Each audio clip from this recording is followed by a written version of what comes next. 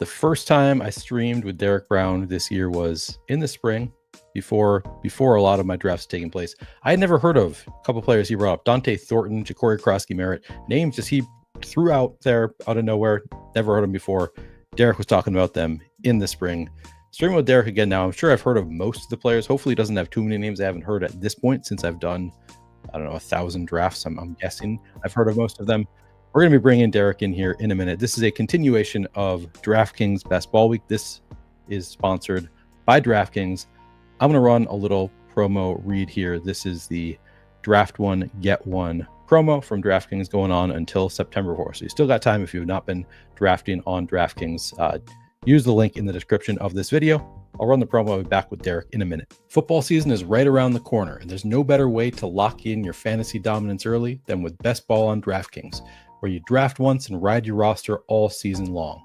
And right now, DraftKings is giving all customers a can't-miss offer. Draft one, get one. Enter a lineup in the $15 million Best Ball contest for just $20, and you'll score another Best Ball ticket to play free for a share of $15 million, giving you a second shot to win big. It's easy. Just draft your team once, no weekly management required, and let your top scorers automatically start each week. Across the whole season, every breakout star, every clutch play, every touchdown will count toward your quest for a share of $15 million. Download the DraftKings Daily Fantasy app now to draft your $20 Best Ball lineup and get a second ticket to play free for a share of $15 million. That's two chances to win big without ever setting your lineup again. Draft one, get one. Only on DraftKings. The crown is yours. We are back. We are here with Derek Debro Brown. Again, Debro, you were talking about players in the spring that nobody else was talking about. At the time, Dante Thornton was like, what are you talking about? And you were just like, yeah, naming receivers on the Raiders, like guys who could get run. I was like, I'd never heard of that guy before. Ja'Cory Krosky-Merritt, a 7th round pick at the time. Now, I mean, Dante Thornton, still somebody you can get, at a reasonable price, but he's going in every draft. Ja'Cory Krosky-Merritt, though, people are drafting him in the 8th round now. These guys are household names just about at this point. Do you have any more of those up your sleeve this late in the year? I mean, dude, there's a lot of guys with contingent upside that we can get into. And, dude, that's where I think like the edge when we're doing all these early best ball drafts comes to, where if you're doing a lot of like with the edge with the rookies and stuff like that, you are going to hear a lot of the names. Like I've got receipts out there from freaking May where I was talking about Ja'Cory Krosky-Merritt shows where we mentioned him, and I'm like, look, like, I mean, there's a run out, I mean, a guy that's also getting a lot of buzz. We talked about Brashard Smith once upon a time, and, now he's catching passes and making some waves in KC camp. So, I mean, we'll go through it, Neil, but I think there's still a lot of good values to be had. And I've loved drafting on DraftKings. Like, this has been where I'm getting all of my best ball action this year. Like, I don't see a reason to draft anywhere else this year. We're getting in one right now, by the way, for those. I know Jeremy's waiting in chat. I'm entering right now. So we will continue with our DraftKings action. So do we still have the handshake agreement that you are paying all the taxes on the millions that when we win that, right? That we do not know. That we do not have. But you will get the agreement for Brady. I mean, what's the deal? The only game you changing the ball game on me now, right? No. You're paying your own damn taxes. You can have half of whatever the winnings are, but you are paying your own taxes. That's not what we agreed to, Neil. I don't know about this. I've definitely never agreed to pay taxes on your half of any winnings. Fine. I'm going to come out a loser because my team wins. On here as witness. Don't make me text the Wolfpack. I will do it. Good luck with that. Good luck finding that clip. If I've ever said it, I'd erase it by now. Come on. All right. Well, Drew is my witness. He'll vouch for me here. Yeah. Good luck. We are in. We have the 9th pick. All right. It's not the worst. I'm down with it. I see Star-Lord's dad was in here. 5-hole. Saw him in chat. I see Billy here in the 2-hole. Where is Spunky? I know Spunky here. Oh, I see Shep in there. Shout out to Josh Shep. Oh, nice. Josh Shep is in there. I do not see Jeremy. Oh, he did a different one. Okay. Cool. All right. Yeah. Did you see? Speaking of the chat here, did you see the stuff about Lamar hand wrist injury? Apparently, the latest I've seen is he just had his foot stepped on, and the team is not worried about it. Okay, cool. I Yeah, saw I that saw. pop off. This is my third show of 5 shows today. So I saw it hit the timeline Jeez. when I was live, and I was like, I'm gonna have to revisit that. I'll just ask Neil.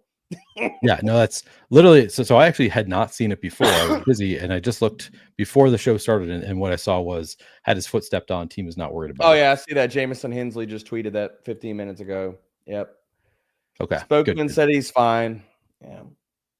So the only thing we have to worry about is not his foot, really. We just the yearly GI bug or cold that Lamar gets from just being out and about. I don't know. Like I feel like it's every year where it's like Lamar Jackson is dealing with being sick, and we're like it's immediately into October, and you're like, dude, hand sanitizer is good. Like I don't know what you're doing, bro.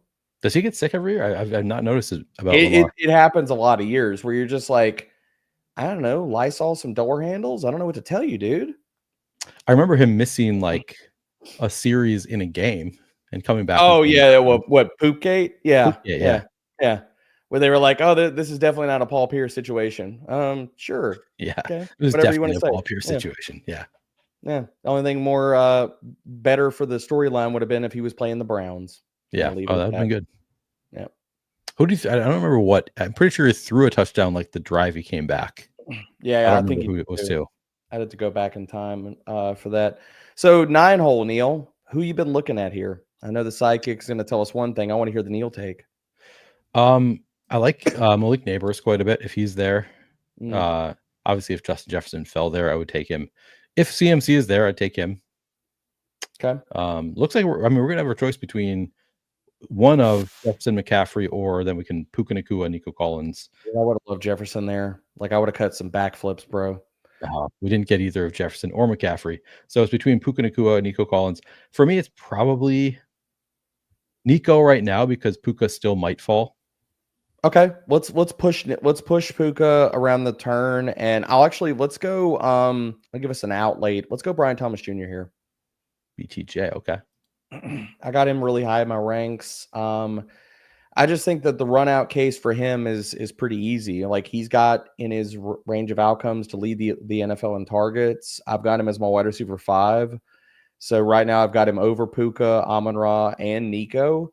Wow. I love Nico, but here's the other thing. I don't think that when people are projecting Nico, we're giving enough love to the other receivers in that room too. Like where it's like, I Really? like Okay. Nico a ton, but dude, like Jaden Higgins is freaking good. Christian Kirk, his per route metrics were still really damn good last year. And if he goes out, then Jalen Knoll, you know my love for Jalen Knoll. Again, a guy that I was talking about in freaking February. So I want to hear your thoughts on the room, because the latest rumor is the room as it sits right now. Some a beat reporter put it out yesterday. It's Nico Oh, I Collins, saw it's this. Christian Kirk in 2 wide receiver sets, and then it's Xavier Hutchinson as the That's starting wide receiver 3. Jaden dude. Higgins will work in there. You're not buying it. You're not buying it. Xavier Hutchinson couldn't earn targets, and I loved Hutch as a prospect, so I'm not trying to shade him, but like I really liked him as a prospect. But we've got how many years of data on Hutch and not Yeah. earning targets and not getting open and stuff like that? Like, are we really worried? This feels like, if you want to talk about like the Olabisi Johnson kind of situation, that's what this shit feels like. That's Yeah. what that feels like. Xavier Hutchinson, Yep. like I don't care. Like, can we also talk about like RJ Harvey being RB5 on a depth chart? Like, I don't give a fuck. Sure. Like that doesn't matter to me. Excuse me, Yeah. I'm dropping bars here. So I will say, like, that was the team's depth chart, which is like obviously fake. Like that was not going to actually be. Yeah, RJ no, but Harvey. like I This is get like this is more preseason usage, but dude, it's such a small sample size. Yeah. Like, is that really what we're looking at in week 5? I highly doubt it. Genty goes, Puka went. So we have Bowers, Drake London. London. There we go. Nice little start there. Yep. Dude, London, yeah. BTJ and London. I mean, dude, that's honestly the 2 guys that are inside my, like I have Drake London at wide receiver 4 right now. Like I'm saying it with my chest. Like Wow. I think he has wide receiver 1 overall upside. He was 3rd in targets in the NFL last year. And somebody tell me why he could not lead the NFL in targets this year. And he's going to get downfield usage. And hopefully we're getting improved quarterback play, going from Kirk Cousins, who couldn't throw it past 20 yards last year, to freaking Michael Penix. And Darnell Mooney is banged up. And Kyle Pitts is a nothing burger.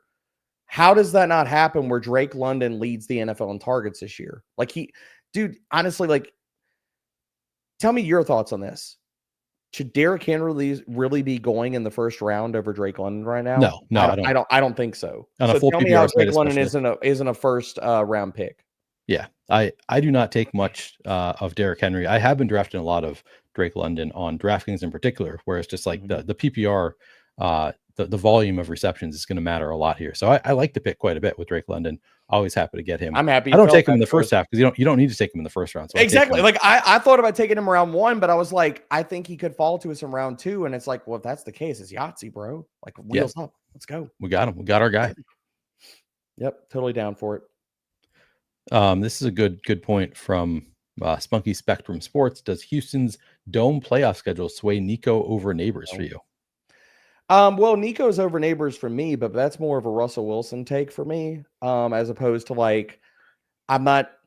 I mean, dude, you know how I get to like the schedule analysis stuff at this point of the year. I think people get way out over their skis about like, can we talk about outdoor versus indoor games? I think that is a more fluid conversation and a better one to have versus, oh no, defensive matchups, bro. We have no freaking clue what that's going to look like in week 17. Right. Yeah. No like clue. I think domes, we know a dome is good. Yeah, that's good. But the other side of it is like, what if it's just cold and it's not snowy or windy? Like I'm not projecting. The other thing is like, I'm not projecting defensive strength in week 17 right now. I'm also not going to go with weather forecasting in week 17 right now. Right. Yep. Like it could be a tsunami in week 15. It could be nice and pretty in week 15. Who the hell knows?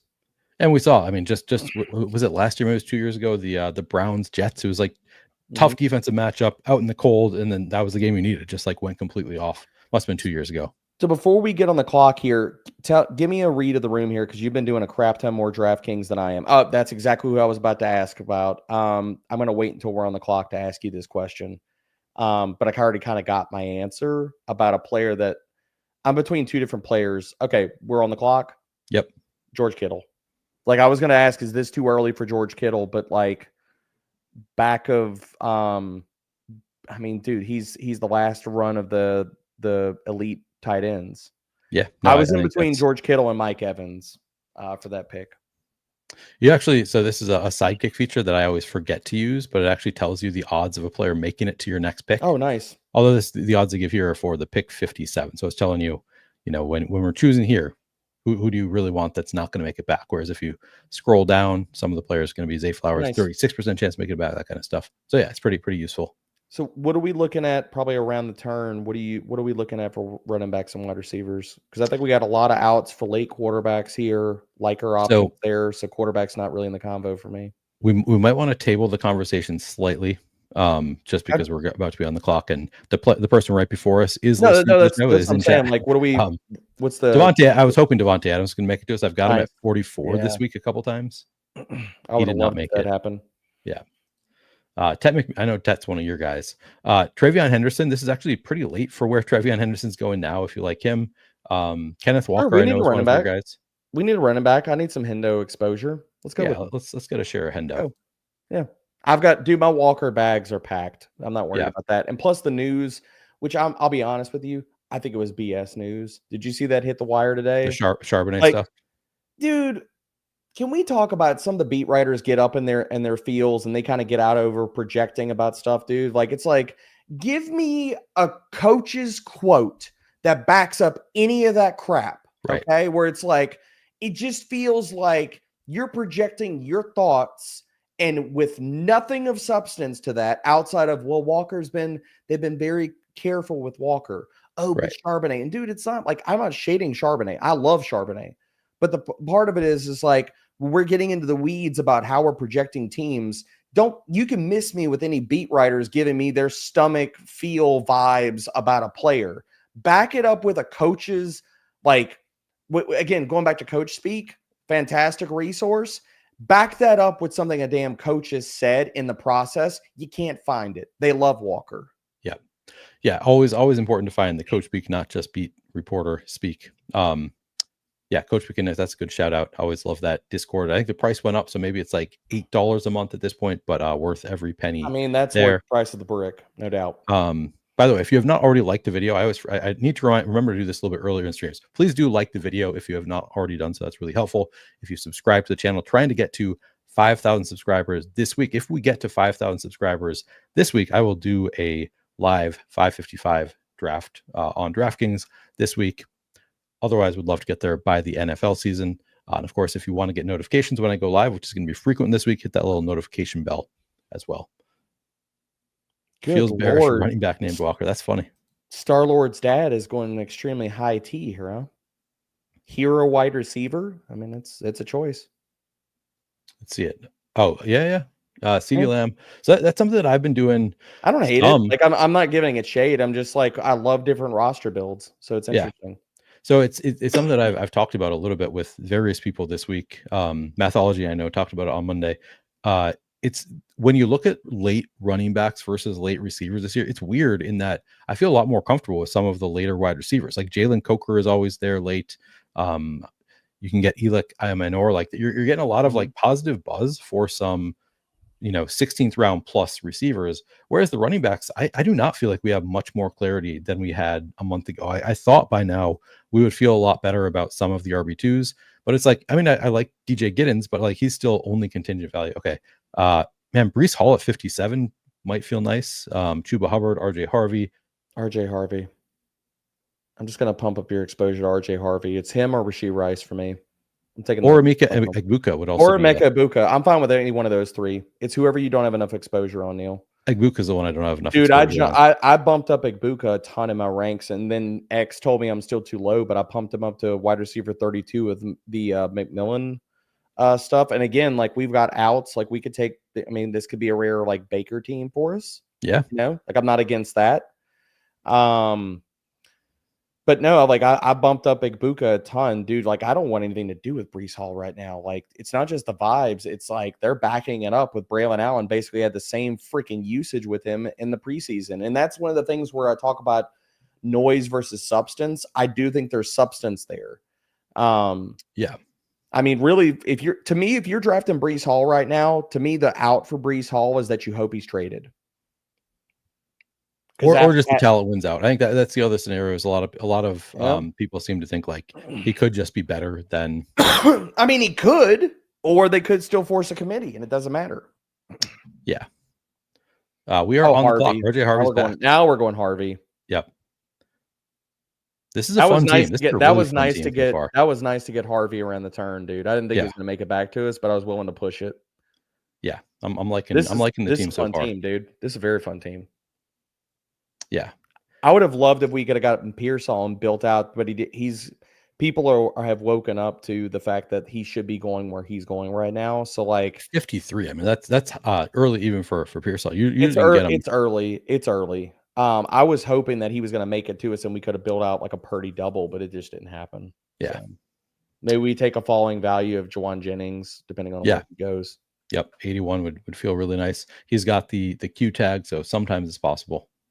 Yeah, it's possible. I mean, I know that'll push some guys down the board for DK. So, but no, I really like this team, dude. We got a lot of this feels kind of like a 3 quarterback build team. We got some laid outs for guys.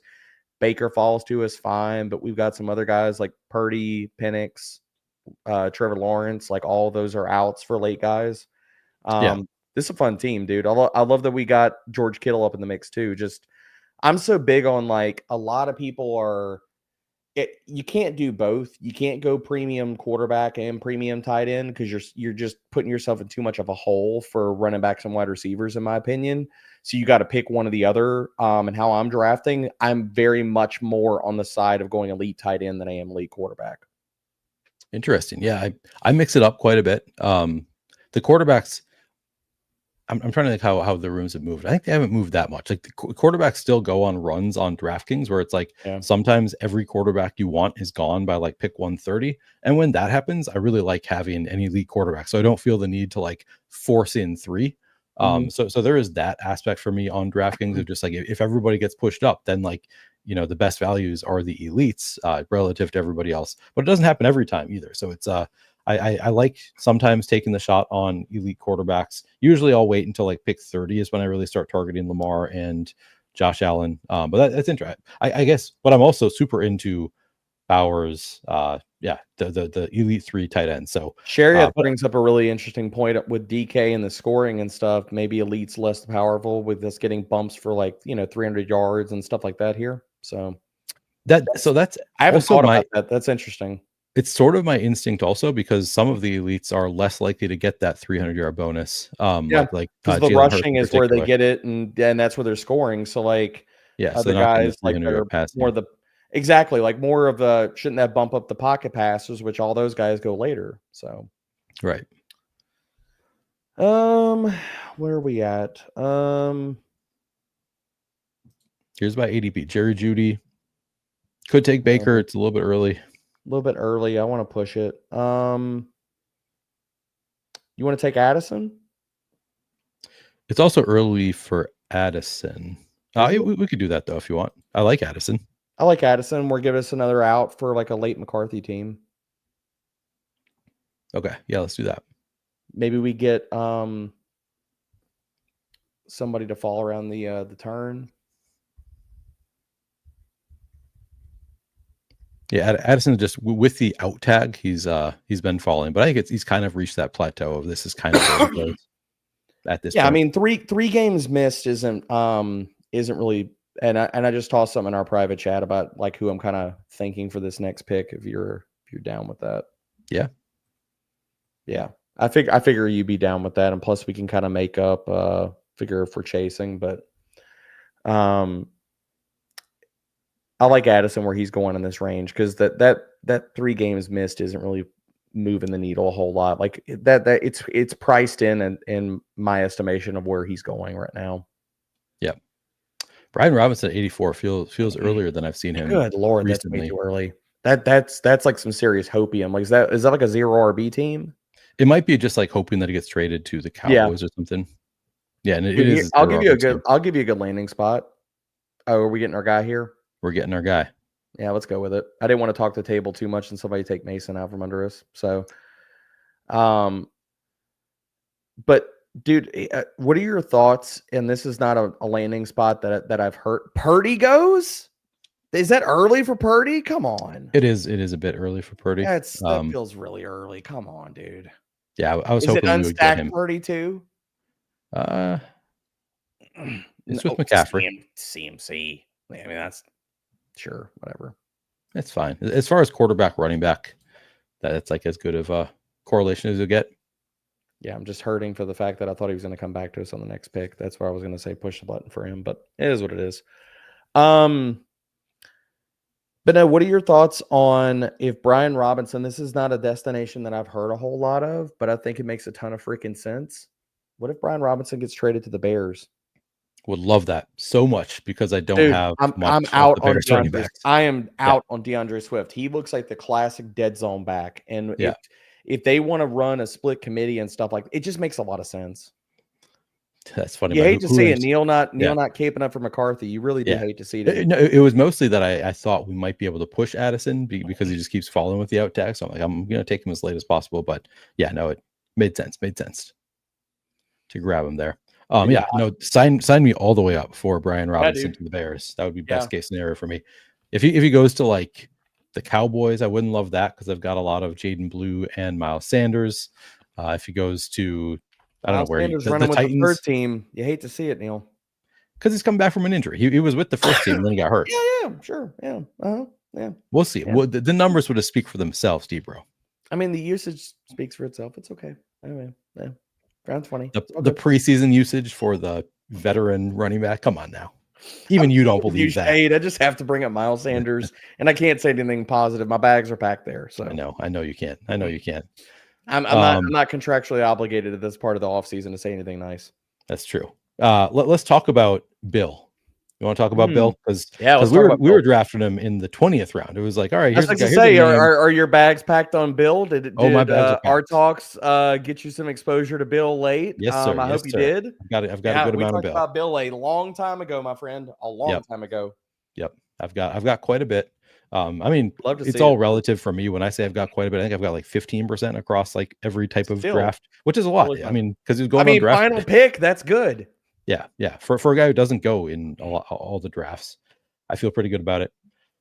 But yeah, I've got a fair amount. I am not chasing him up into the top 100 picks personally. I'm fine with it. Like, I think it's appropriate. Like, so I don't have a problem with it. But again, to your point, if you've got 15%, why are you going to buy it at the price tag now? Yeah, I don't feel the need to level out my bags anymore. So yeah, I feel good about that one. We're about to be back on the clock. I don't think we have any great quarterback outs right here. I have a suggestion. Drake May with Trevion Henderson. Ooh, you can interest me in that. I was either going to say Drake May or looking at where we were. Are we on the clock yet? We are on the clock. 15 seconds left. Yeah, it's fine. Take Drake May. Unless you want to go Sharps, get some exposure there. Nah, I'm fine. My bags are packed on Walker. I'm all in. So all right. For me, it was either May or unstacked Justin Fields, and then we late stack him. So Fields went to pick before us. Oh, did he? Okay, Yep. well then he's out. So cool. I'm fine with that. And we have a lot of that's our upside shot at quarterback. I love taking one of these guys that is the rushing utility, and that's your upside shot, and then you pair it with a pocket passer or two late, which we've got so many laid outs at quarterback, like it's totally fine. Yeah. The question is, do we attack one of our quarterbacks here at pick 112 or push that to the next spot? What are the quarterbacks 80 bye weeks? Because I know May has the 14. What are the bye weeks of the other guys that we got outs for? So Jefferson would be 6. Penix is 5, and that we can get him later, and then T-Law is 8. We could probably get one of T-Law, possibly JJ at 129. Usually JJ will go before pick 129 because we got both Hawkinson and Jefferson drafter on the other side of us. So if we want JJ, we probably need to do it now. If JJ is there, we take JJ. That's where I'm at. At pick 112? Yep. He should be, I think. I'm fine with that. And then we can figure out like go QB, third QB late. All right. Yeah. JJ, let's go to the moon, baby. I've got JJ McCarthy MVP tickets out there. Ooh, love that. Got really good odds on him. Got Vikings to win the North when the odds were much better and stuff like that. My bags are packed, baby. I'm all in for McCarthy, and I want to see the haters absolutely just hate it the entire freaking time. I want the haters to get coffin nailed by McCarthy being the dude. Me too. I mean, that would be just amazing. For all the crap that people have talked about him throughout the entire process of like even when he was a prospect, it was just unwarranted. Very similar to how people tried to shade Jackson Dart, although he looks pretty good, huh, Neil? Weird. You've been in on Jackson Dart all along. Weird. Yeah, I mean, you and Thor are the two that like have been in on JJ since last year. You were pretty bullish on JJ last year. Did you guys feed off each other? Is it? How did that happen? Actually, dude, we watched it independently and we didn't compare our ranks on him before we did that quarterback episode. So it was, I actually had him ranked higher than Thor did. I think Thor had him, or no, maybe we were the same and we were different in other areas. I think we both had him as QB2 of the class. So you had him after Jaden Daniels or Drake May? Yeah. No, Jaden Daniels was my 1, JJ was my 2, Caleb was 3, and Drake May was 4. Okay. But I will say, if anybody's been following my content for long enough, I will let my quarterback evals stand on their own merit. My QB1 of 2 classes ago was CJ Stroud. The QB1 after that was Jaden Daniels. And my QB1 this year after the draft was Jackson Dart. So use that information what you will. Yeah. And if people want to hate, go ahead and hate. It's not going to turn out well for you, though. Yeah. I'll just use them for my rankings. Yeah. Star-Lord's dad got sniped on Purdy for the double. We probably not going to go back anyway because Star-Lord. Star-Lord would have got him, so we wouldn't have got him anyway. So my irritated nature notwithstanding. Huhame's in on B-Rob to the Bears. Love it. I think it's definitely possible. That's the other thing. It's like cancel out the in-division teams. He's not going to go there. So Dallas is probably off the map. They're not the Commanders aren't going to help out the Cowboys. We know that. Yeah. But could he still go in the NFC? Sure. Who is hating on McCarthy? He's a round 1 draft pick on a KOC offense with the best wide receiver in the league. What's not to like? It's amazing how much people hate on him. You obviously have not been to social media. I will say that. You obviously have not been to social media because everybody and their mama freaking hates JJ. Yeah. Everybody. Somebody posted the preseason game where I was like, I thought he looked amazing in their preseason game where he had one drive, they got a field goal out of it, but I thought he looked really good. And people in under the comments are like, this guy's a bust, he looks terrible. So I was like, He what are you looks talking good, about? dude. It People was like, consensus, fade the consensus, fade the echo chamber. It's a bunch of mouth breathing, crayon eating, window licking idiots. I'm not worried about it. yeah. I'm not worried about it at all, dude. No, me neither. I thought he looked good. I thought pocket present looks good. People are saying like, oh, Jordan Addison made it happen because he had the diving catch. I was like, he put it in the Dude, only spot that Jordan the Addison thing was the only about it, person who could get to it. I agree Perfect. with you adamantly on that. And the other thing I will say about this, can we not all give context to he is facing Brian Flores and that defense on a weekly, daily basis? Like, if you were having struggles against Brian Flores, hey, welcome to the league, son. Everybody's going to have struggles against a Brian freaking Flores defense. If Yeah. you can succeed or look competent against Brian Flores' defenses, then I think that's a good barometer, dude. Like, I'm old enough to remember when people said, well, Patrick Mahomes is throwing a lot of interceptions or he looks rough in camp. How'd that turn out for y'all? Good? Yeah. Maybe? Not so much? Okay. Yeah. Sorry, right, I'm salty today, Neil. I'm salty. I love Salty Debro. Salty Debro is my favorite Debro, so it's all good here. I'm at the point of the offseason where I don't give a crap. We're just do we want Ja'Cory Krosky Merritt here? Yeah, Bill. Pick 129. This is later than he's been going. Full bill all the time. And Bill we trust. This is right around where I think he should be going, but he's been going earlier than this in a lot of drafts. So when I can get him here, I'm like, all right, I'll do that. Neil's like, caught him sleeping. Hooah! Yeah. Let's go. Here for it. I think the last like 5 drafts I've done, he's been in the top 100, or at least like the top like 105. Dude, I love this team so far. Not even gonna lie. I know It's a fun one. A little bit biased, but this team is fun. Yep. I'm with you. Where are we at right now so far in the build? We're at what, 2? So it's a 2-4-4-1. We have Brian Thomas Jr., Drake London, George Kittle, Trevion Henderson, Emeka Egbuka, RJ Harvey, Jordan Addison, Jordan Mason, Drake May, JJ McCarthy, and Ja'Cory Krosky Merritt. I know exactly who I want around the turn if he gets back to us. I'm going to throw this in our chat because it sets up nicely for us.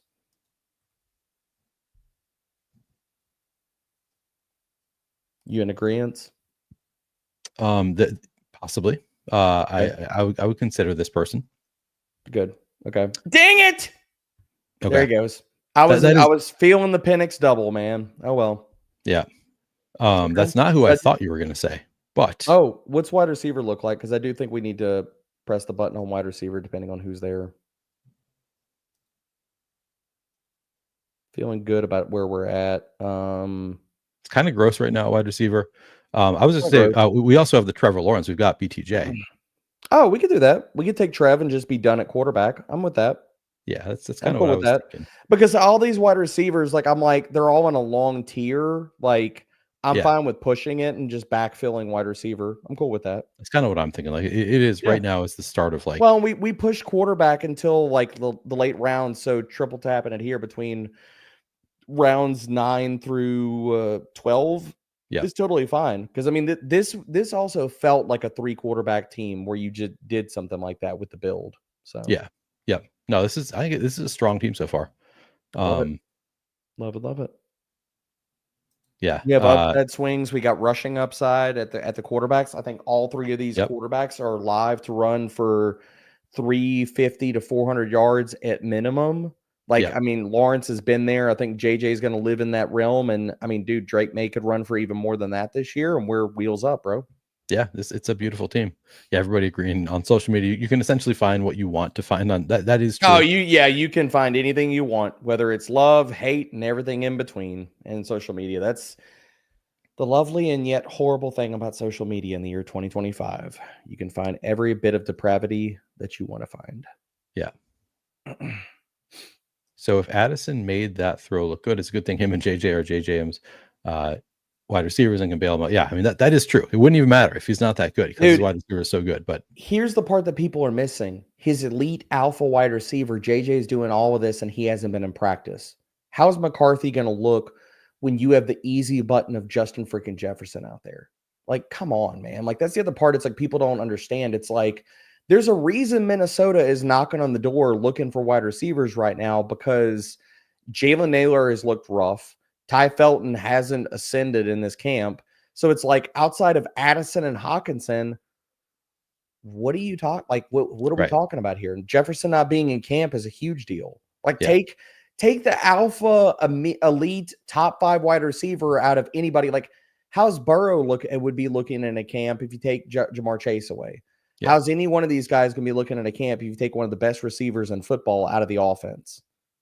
Like, but again, context, Neil. People don't like context when they want to hate on a player. Exactly.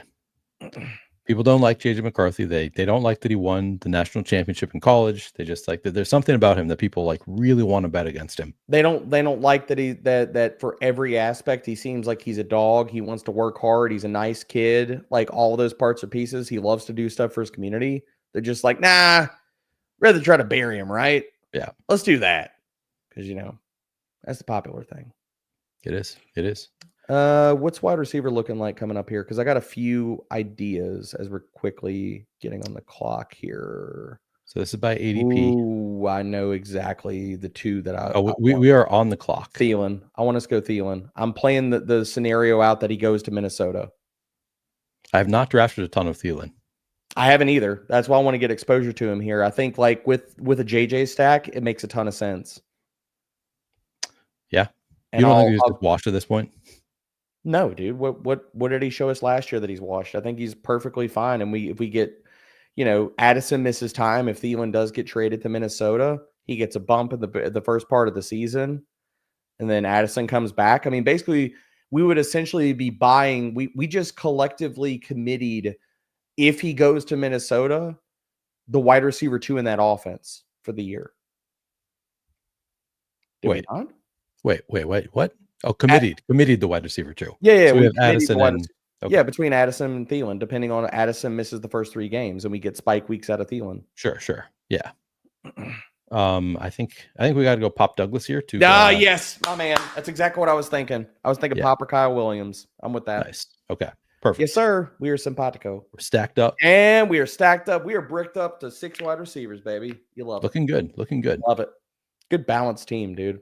Yeah. I guess we could have gone Hunter Henry, but nah, I'm not worried about that. Dude, we already made the bet that George Kittle's starting every single freaking week. I'm not worried about that. We can go late tight end. Like, we're only taking 2 on this build. Yeah. So I don't care who the tight end to. Like, there's too many guys. Like Tyler Higbee's still free, who's going to run like 80 to 90% of the routes. Yep. Yeah. It's funny, Pepper Tony. If Thielen comes back, it's for him to retire as a Viking. I mean, but maybe one more year before he retires as a Viking. That's all we are asking of him. Yeah, I mean, look, bring the man home, let him get a deep playoff run with JJ, and he can chill as like the second, third option, fourth option after Jefferson comes back, and let him coast and get some playoff games. It's a feel good story, man. Like Minnesota to give up for Adam Thielen, what is it, like a 6th round pick or pick swap? Like it's nothing. Not a ton. It's nothing. And it makes so much sense for both sides, man. Kriya says, man, really hope McLaurin doesn't get traded to Minnesota. I have that would be wheels. That would be really fun as a Vikings fan. That would be wheels up. It would kill like Jordan Addison value, TJ Hawkinson value. So it would kill a lot of what I've tried doing so far in my draft. They're not going to afford Jefferson and McLaurin. And plus Addison, if he keeps doing what he's doing, Minnesota needs the money to re-sign him probably. Yeah. So I don't see I would put it as a 0% chance. I don't see that happening, but it would be fun. I haven't heard that rumor. I think it's just the Vikings are shopping for a veteran receiver, but I think it'd be a cheap receiver. Thielen makes so much sense for them, dude. It's like they're not going to sign somebody like Amari Cooper. And if that's the case, I thought Keenan Allen would have made a ton of sense, but then the Chargers went out and signed him. It's like, who else is the veteran that we're talking about here? Like, I don't know who else would fit. The one thing is I'm not sure that Thielen wants to come back to Minnesota. I feel like there was some sour grapes about the Vikings not wanting him anymore and letting him go. Yeah, but I mean, that's also the business side. True. I mean, it would be the feel good story. I'm sure they could, kiss and play nice. Do we want to do Kyle Williams double tap it? Yes, absolutely. I'm loving that he fell to us back here. I thought I considered him with the last pick that we did instead of Pop, but yeah, that was now we get the added layer of correlation. Maybe Pop starts out and he's the guy at the beginning of the season. Kyle Williams is the stretch guy takes over as the wide receiver 1. Narratives write themselves, Neil. Narratives write themselves. Stephon Diggs loses his spot on the team after hitting on the coach's sister. or something pink finds its way onto a boat, and then the video makes its way to social media. Who knows, bro? Who knows? A lot of ways this could go. Lots of crazy things happen on a boat these days. And suddenly wheels up for Pop Douglas and Kyle Williams. Hooah. Oh, God, don't bring me Mike Florio ideas in here. Miss me with Florio clickbait BS. I love you, Mathology. I just can't. Florio is an idiot. Yeah, I don't really know Mike Florio. I know the name vaguely, but it's just all for clicks. It's BS. Okay. Can't stand that dude. I know there's one name here that you're going to like. Oh, yeah. You know where I'm at. Mason Taylor? Yeah, Mason Taylor. That's exactly what. That's the first name that jumped off the page when I was like, "Oh, okay." Now we're done at tight end. Yep. Now we're done at tight end, and we got to bring back. We're at 3-4-7-2. I love it. And now what do we got? 3 picks left. My math is right. Wait. Let me go back to my board. We have 17. No, 20. 4 picks left. 17, 18, 19, 20. Okay, so we're probably looking at like another wide receiver, or 2 basically 2 and 2, 2 running backs, 2 wide receivers here. Could be, or 3 running backs, 1 wide receiver, something like that. Yeah, something like that. Even do at least 1 more wide receiver. We could do another tight end if they just project the best. If we get a Tyler Higbee late and he's the best projected player, we could consider it. But yeah, I'm down with that.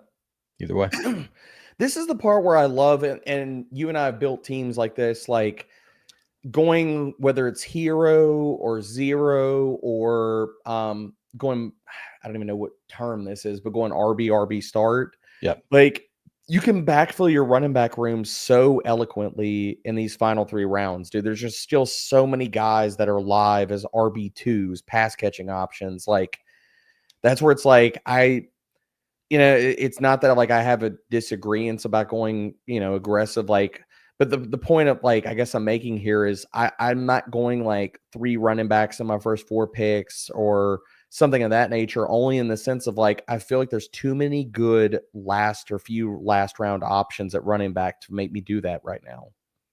Like this year. It's interesting because there are a lot, like it's a large number of running backs that I think are like, feels like a pretty good click, but they're all like just contingency upside picks. So I do not have like a very clear, like this is the guy that I want in the 19th round, 20th round. It's no, but you can take the shotgun approach in those last 3 rounds with like a list of guys. And if you hit on 1 of those or 2 of those at various pockets of the year with injuries and stuff like that, it's totally fine still. Yeah, no, I do like doing like you said, like adding on some of those guys. Like it's just, I don't feel like I want to build out 0 RB where I'm doing a scatter shot of 6 of those guys, because I don't think any of them are going to contribute much early on. Like DJ Giddens, probably nothing until Jonathan Taylor, unless Jonathan Taylor gets hurt. Same thing with Jarquez Hunter. I think Kyron has a pretty big role. See, and I think Hunter has a standalone role by middle of the season. But still, by the middle of the season, you say. So it's like you need somebody who's going to produce early on.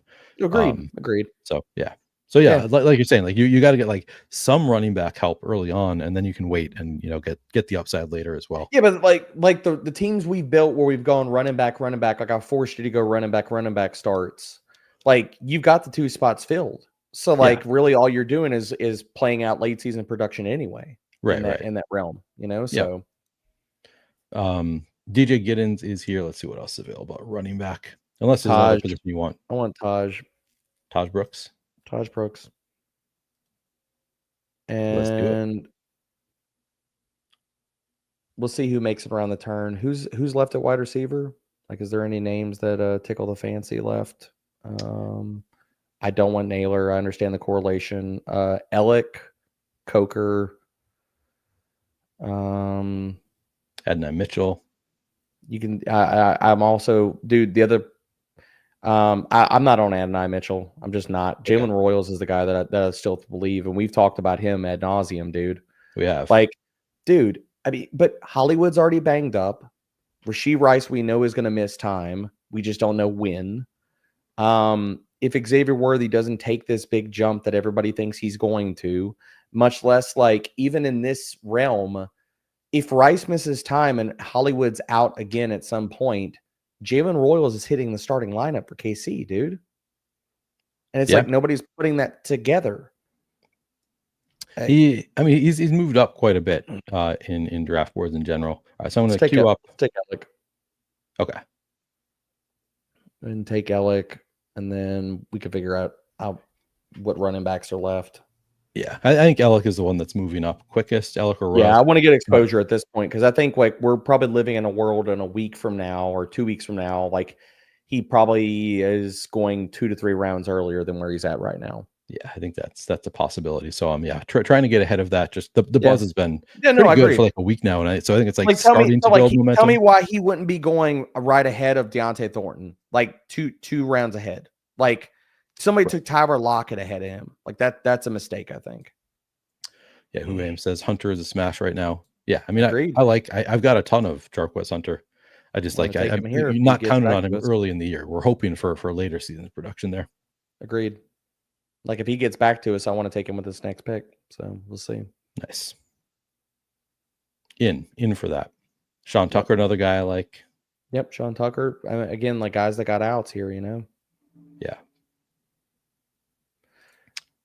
If I thought Kelsey had any juice, Sherry, I would agree with you. I just think I think we're going to see like an improved version from last year, but I think like his best days are behind him, even if he looks a little bit better this year. So I think you're looking at Kelsey's going to get his usual targets and he's going to play a supporting role. But I don't like Jalen Royals is good, dude. Like I'll happily die on that hill. Like if he would have gone to an SEC school and done some of the same things that he did, he would have been like a second, third round pick.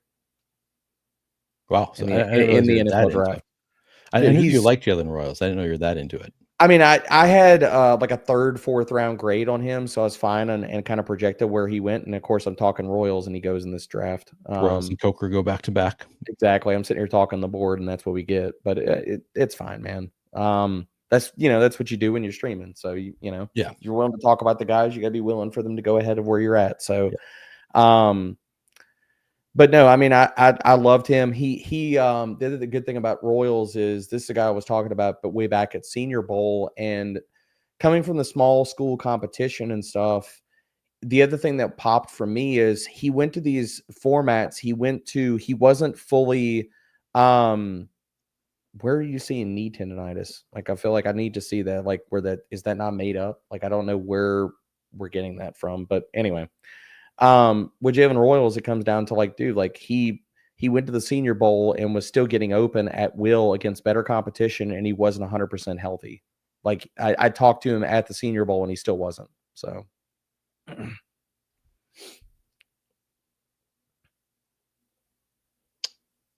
right, so we are at 3-5-8-2. It's just running back for us here, I think.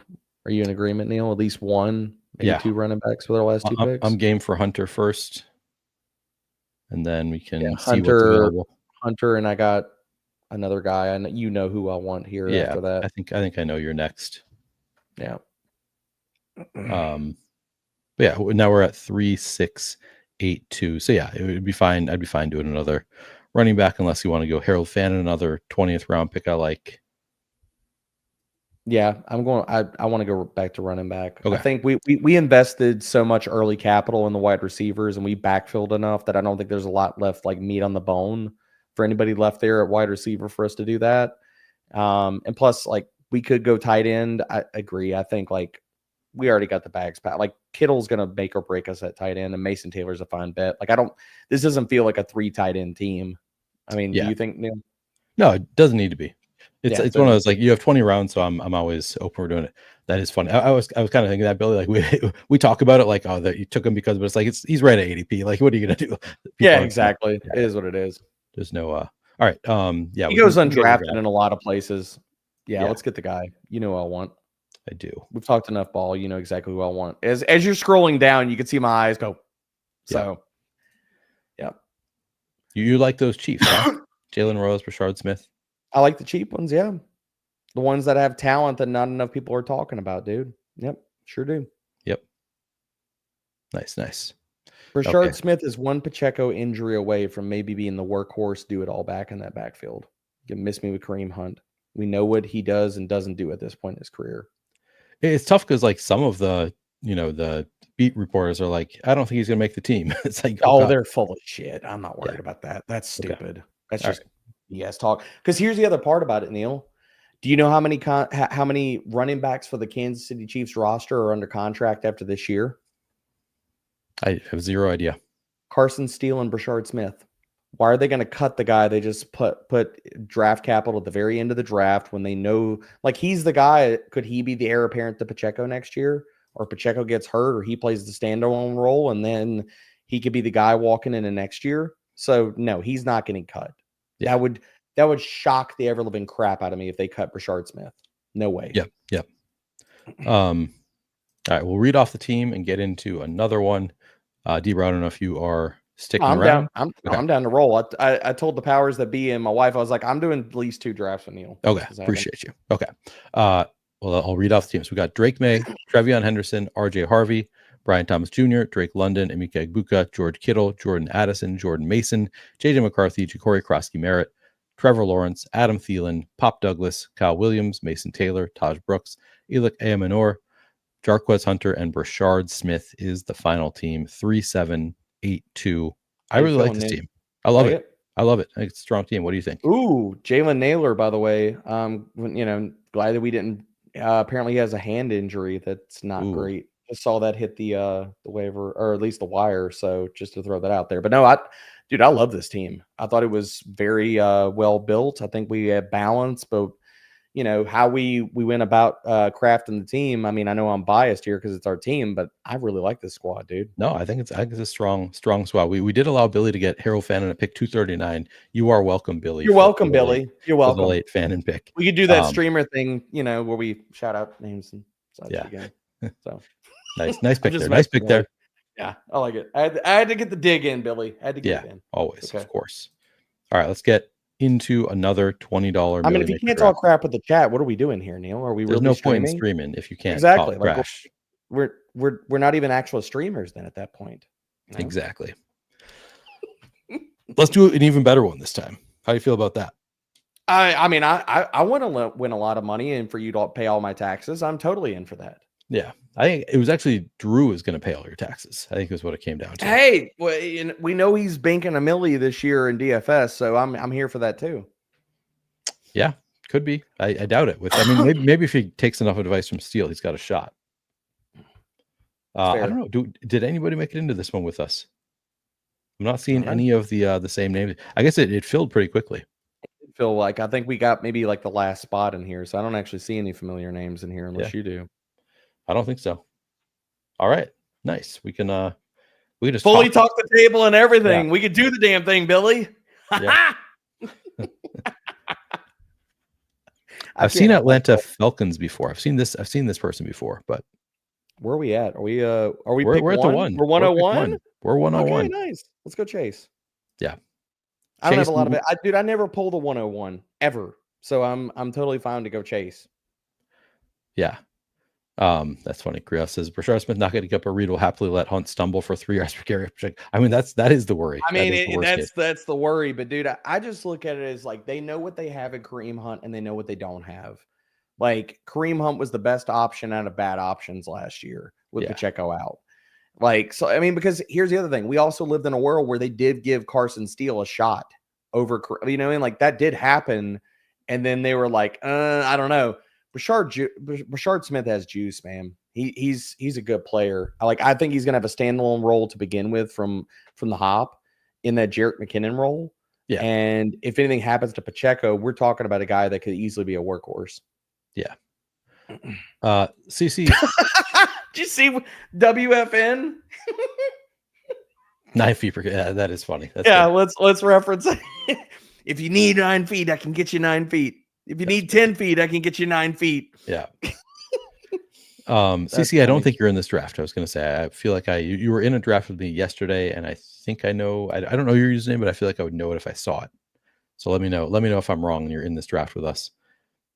Chase equity does feel good, especially seeing that Bengals defense in the preseason. Just like, Oh God, and they're gonna just be in some Henderson's shootouts. not playing, dude. Like he's gone off that roster. He's basically giving the middle finger to to the owner there, who's a putz. Like, yeah, he's gone. So that defense is going to get worse. Yeah, I agree that Pacheco is undervalued where he goes in I don't drafts. He's disagree with moving that, up. Sam. I don't He's do. moving up, I but don't disagree with that, but I do think he's moving up. So it's. I think he's fine where he goes. He's just not a priority target for me where he goes. That's all. I think he like. I guess I don't know exactly where he goes now, but I think he like in the 7th round. I like my Pacheco. Yeah, I'm Maybe fine even with late it. 6th sometimes. I'm fine with it. Pacheco is a guy like I'm willing to draft him. He's like one of those 0 RB targets or hero RB build. That's where I'm willing to go with Pacheco if I'm making up at RB or if I'm making the bet that he pulls a James Cook and he spikes like 15 touchdowns this year. That's the bet that I'll make on Pacheco. So it's just he's more of a team build guy where it's like I've got my guys that I'm willing to prioritize or get aggressive or that I'm targeting. He's not in that kind of list, but I'm not against drafting him. Yeah. Billy says I have 10% Jamar Chase every first pick I get. I think I've taken him with every first pick also, and I'm like right with the field, and that's with some second picks sometimes too. you can get Bijan. You don't have to have the 102 to get Bijan, so there's no reason to take Bijan there. So like it's like if you get the 101, pull Chase, and you get your Bijan exposure if you draw anywhere from like the 2 to the 4 pick, because he'll fall anywhere in there. I agree with Kriyath that Pacheco is better for half point PPR than full PPR. I agree with that because he's not a great pass catcher. Yeah, more likely to get there with touchdowns. Yeah. Yep. Anything weird in this draft room so far? Derrick Henry at the 1.4. Yeah, stands out. Like maybe somebody's gonna get cute and try to build like a mega Baltimore stack. That's what that feels like to me. That seems interesting. I'm kind of. I mean, nothing else is like really jumping out to me about the rest of this. I'd say pretty standard. Puka fall a little bit to 15, but that's been happening a lot lately. That's been happening a lot lately. Like that's I had a draft the other night. I meant to send this to you, Drew, and Steele the other night, where it was like I drafted Puka and Justin Jefferson on a team. And I was like, this should not be happening, man. Like this shouldn't be. You shouldn't be in the year 2025. You should not be able to build a team with Justin Jefferson and Puka. Yeah, I think I got one share of that during the week of falls for Puka. Everybody else was getting these sweet Puka falls. I was not getting it that I only got it once. I only got that happen once. So living the dream. Could be just the 2 top wide receivers on the season. Yeah, exactly. But again, that's like you're looking at all this stuff as you draft them as time capsules of the offseason. So, that's why you're trying to get your exposure up, your volume, because you see a lot of wild stuff that like, you're like, that was a nice moment. I know we'll never get that moment again, but it was a nice moment. Yeah. Yes, Billy. Right. Agree with Billy's last comment here adamantly. And see who we have coming up here. Are we going to build let's just do the chalk thing and go T with one of these picks? I'm happy to go with T. And what do you say? This is kind of like, did any of the elite tight ends get to us? No, McBride went. I mean, we could go Kittle if we want to reach a little bit. No, I don't want to do that. So let's, pick your flavor of running back, I guess. Or do you want to go either Jacobs or Josh Allen? I'm fine with going with Josh Allen here if you want to. Let's push Josh Allen and see if we can get Burrow to come back to us since we've got the double. Yeah, I'm cool with that. I'd be fine with Jacobs unless you want to go like Hampton, pull him up. But I think you're not that into Hampton anyway. No, I'm fine with going Jacobs here. Like, unfortunately, my dude Marshawn Lloyd can't stay healthy, man. I hate it for him because I think the kid's crazy freaking talented, but his body just keeps failing him, dude. It sucks. Yeah, it's been rough. Appreciate that. Billy says, everyone please like the stream. More viewers than likes. That's usually the case, but would appreciate if you would like the video, and of course subscribe to the channel if you haven't already done so.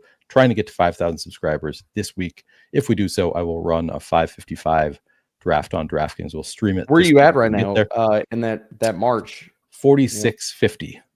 So we got another, we need another 350 this week. So it's a hefty goal. It's unlikely to happen, but need everybody to subscribe to the channel. I'm pulling up the stream on my other on my side computer so I can sit here and like it while I'm on here. I So appreciate you. there's 50 people in here watching, and we got 21 likes. So Ooh. 29 of you need to consider your lives and do better. We got to boost those numbers. Those are rookie numbers. I mean, it's just, come on, people. Like, do better. Like, let us help you do better in your life. I don't do well with the a lot of streamers do like, I'll do another draft if we get to 40 likes. I'm like that. I never do stuff like that, or I've done it like once or twice. That's really what you need to do to get people to like it. Is I'll continue to stream if you give me likes. But they know at this point, they know that you're a savage and you're going to be locked in for like 3 to 4 streams just at minimum. So they Neil's already going know, for a while. Neil's like, going there's no for a reason while for you to sit here and puff up that false smoke. Like, yeah, nobody's they buying already know from me. Yeah, they've already sussed it out. They know that you're full of it, so that it's better off for you to not do it. So you just do it out of the goodness of your heart. Exactly. Just find it in your heart to like the stream. Take the legit 1 second it takes to do that. I'm staring at you, the other 29 people that have not done so. So, make your day better and Neil's day better in the process. Yes. Hard to draft when you know they're around you. See, that doesn't bother me that much. That's not like he hasn't moved up that much. He hasn't moved up that much. Like, you're literally talking about, like, he was going at latest, like what, Neil, like the 16th, 15th pick at latest, and now he's at the 109. That doesn't matter to me, to be honest. Yeah. Then you're just playing 2v2 matchups and stuff like that, and it gets kind of noisy and messy there. Yeah, and it's just like if you look at the data, there've been ETR has done some data on like when is the best time to draft, like looking through which teams have done the best, and they've done it on another site that has posted their data more from past years, but it's generally come down to teams that are drafted in August, like just score more points throughout the year than teams drafted early, which kind of goes without saying, but then also have better 1% outcomes, like do better in the playoff rounds as well. So generally the data seems to support when drafting with more info for the most part. Like those are not only the teams that have higher floors, but have higher ceilings, which I think that's part, like a lot of people assume that if you draft earlier, you've got a higher ceiling because you're more likely to just luck into a team that has, J.K. Dobbins with Keenan Allen, with Ja'Cory Krosky Merritt, whatever. But that isn't really what the data has shown so far. No, it is a small sample size, but it just makes sense. Yeah. To CC's question in the chat here, do you guys have any thoughts on Saints quarterbacks? Yeah, they all suck. I don't like the Saints offense. Like, I'll take some if I need the volume play of Olave, then fine. I'm not really into Kamara at cost. I understand the reasons why. I get it. But I think the Saints are going to be absolutely abysmal. I think that quarterback play, it's going to drag them down. All right, I think we got to go Burrow here. Yeah, Burrow's one of them. Yep, no doubt. And then from there, I mean, Terry McLaurin there. Let's see who's available. McLaurin, I guess you say you don't like the Saints offense, and you were a Saints fan. George Pickens, nice little spot for. Although it is the same bye week as the Bengals is the only downside there. I don't care about that. We're gonna match it up with other players. Okay, I'm good Burrow. with that. Yeah, this is a very solid start. Joe Burrow, Josh Jacobs, Jamar Chase, T. Higgins, George Pickens. Nah, to me, like, we just have to be cognizant about week 10 bye now with our wide receiver picks. Yeah. And as long as we're doing that and, again, building the team thoughtfully, totally fine with it. Yeah. I'm a bye week bro, but I'm not that much of a bye week bro, Neil. Yeah. If you've got a clear favorite, it's more of a tiebreaker than anything else. And I love George Pickens. So yeah, happy to do that. I mean, dude, I've said it. I've said it before, and I'll say it again here. I think you're looking at a situation where there's an easy run out to see for people to where Dallas could be the Cincinnati Bengals of the NFC. And in that type of run out, George Pickens is your T. Higgins. And I have George Pickens ranked like that's, and I'm saying it with my chest, like I have him as a top 15 wide receiver in my rankings right now. Ooh, all right. Tell me why not, dude. He's going to be in an offense that we know is going to get good quarterback play. The defense is suspect in question. You add on top of that, if anything happens to Micah Parsons, he sits out, gets traded, whatever. You add on top of that, we know they're going to throw it a top 5, top 10 clip. CeeDee Lamb, as good as he is, can only absorb so much of that freaking offense. Then after that, who are we talking about? Jake Ferguson's not getting more than 110 targets this year. So where the hell else is the rest of the passing volume going? It's going to freaking George Pickens. Yeah. And he's in a contract year. Yeah. Just the perfect run out for George Pickens being traded to Dallas in a contract year. Just everything lining up pretty beautiful. Yep. It's wonderful, dude. New Orleans overtly tanking. Yeah, they should be. They should be overtly tanking. Should be. They'll probably do Charlotte is- something stupid to sit there and knock themselves out of a top 3 pick. I think Or you hey, have a better. maybe like Mickey Loomis will take an O lineman at the 3rd overall pick next year. Who knows? Yeah. You never can tell with Mickey.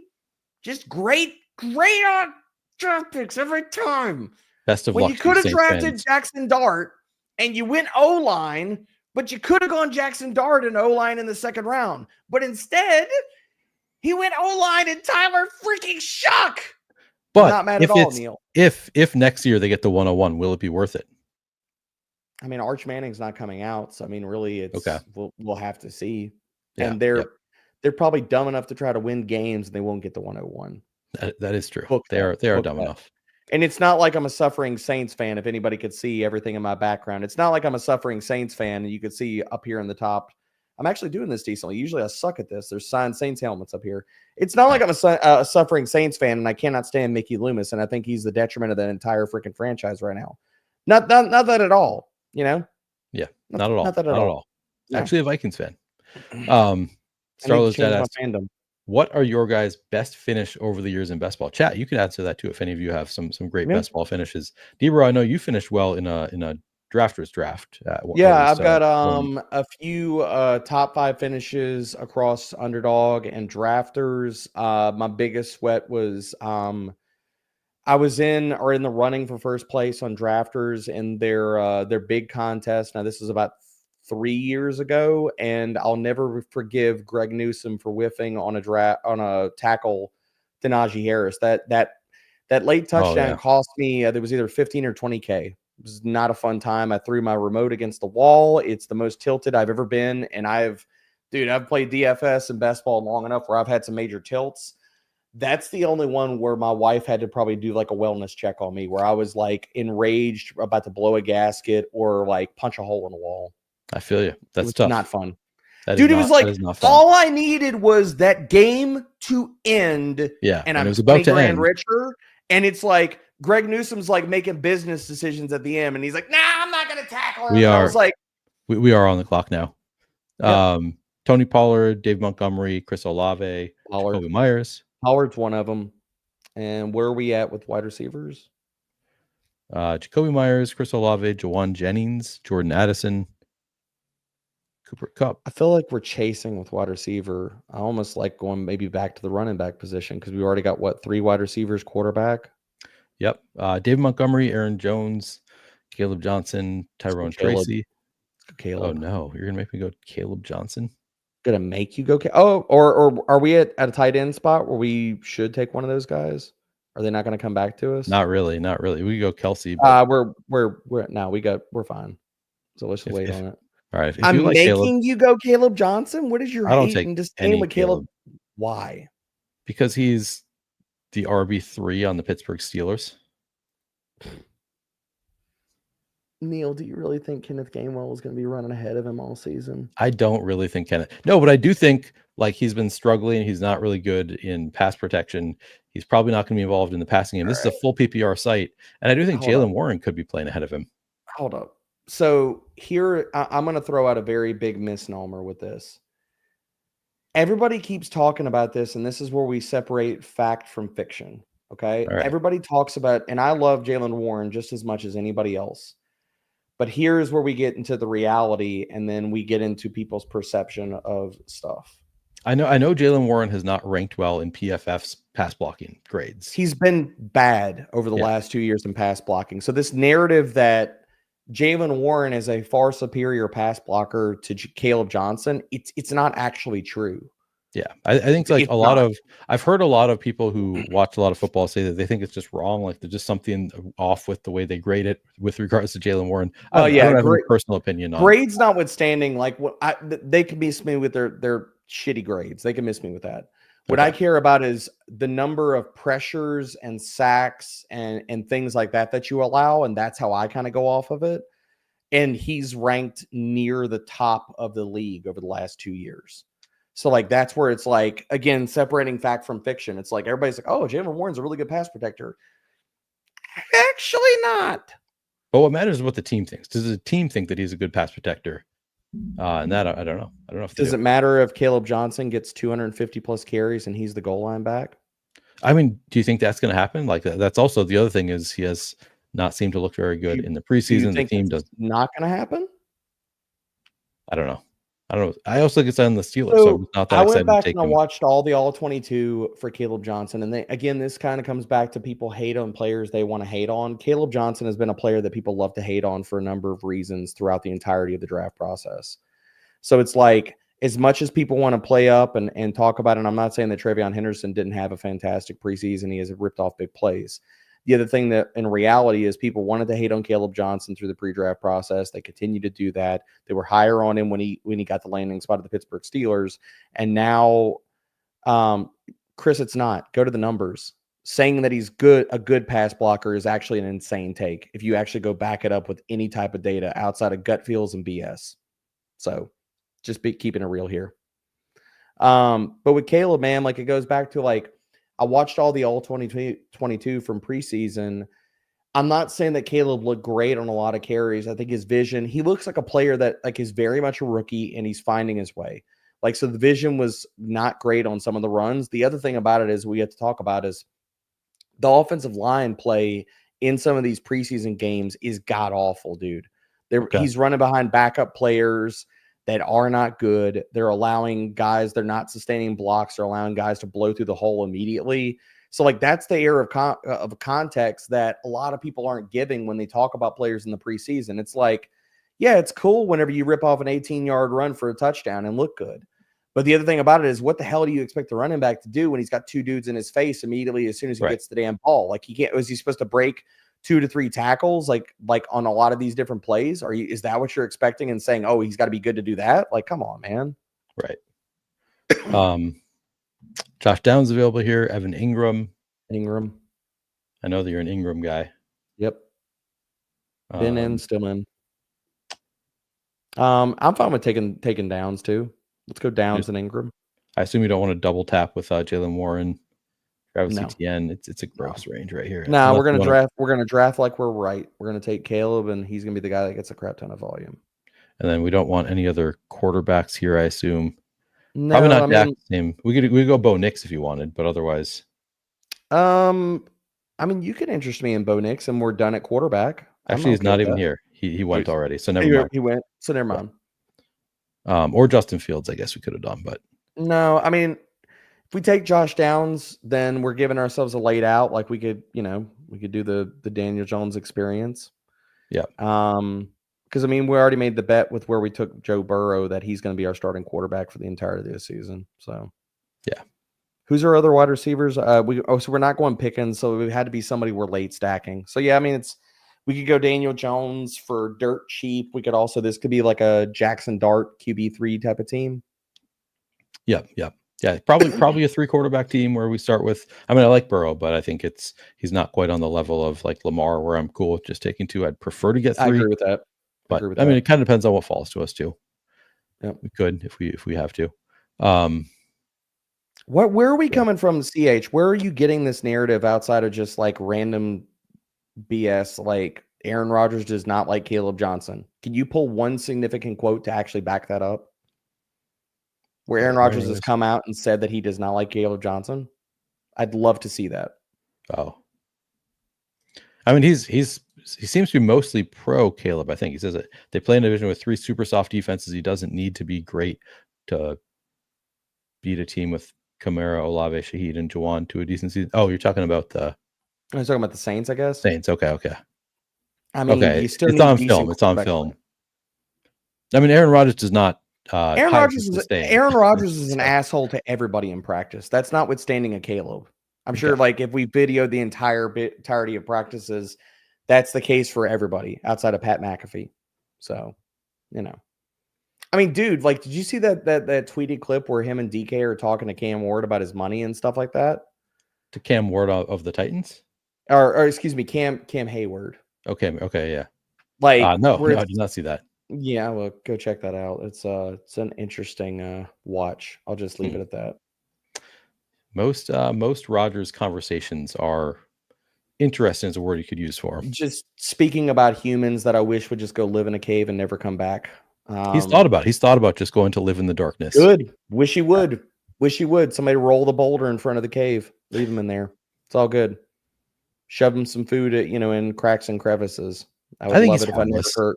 I would love it if I never heard another quote or word out of Aaron Rodgers' mouth again for the rest of my life. I think he's got a giant ego. He wants a lot of attention, but other than that, he's mostly harmless. He means well.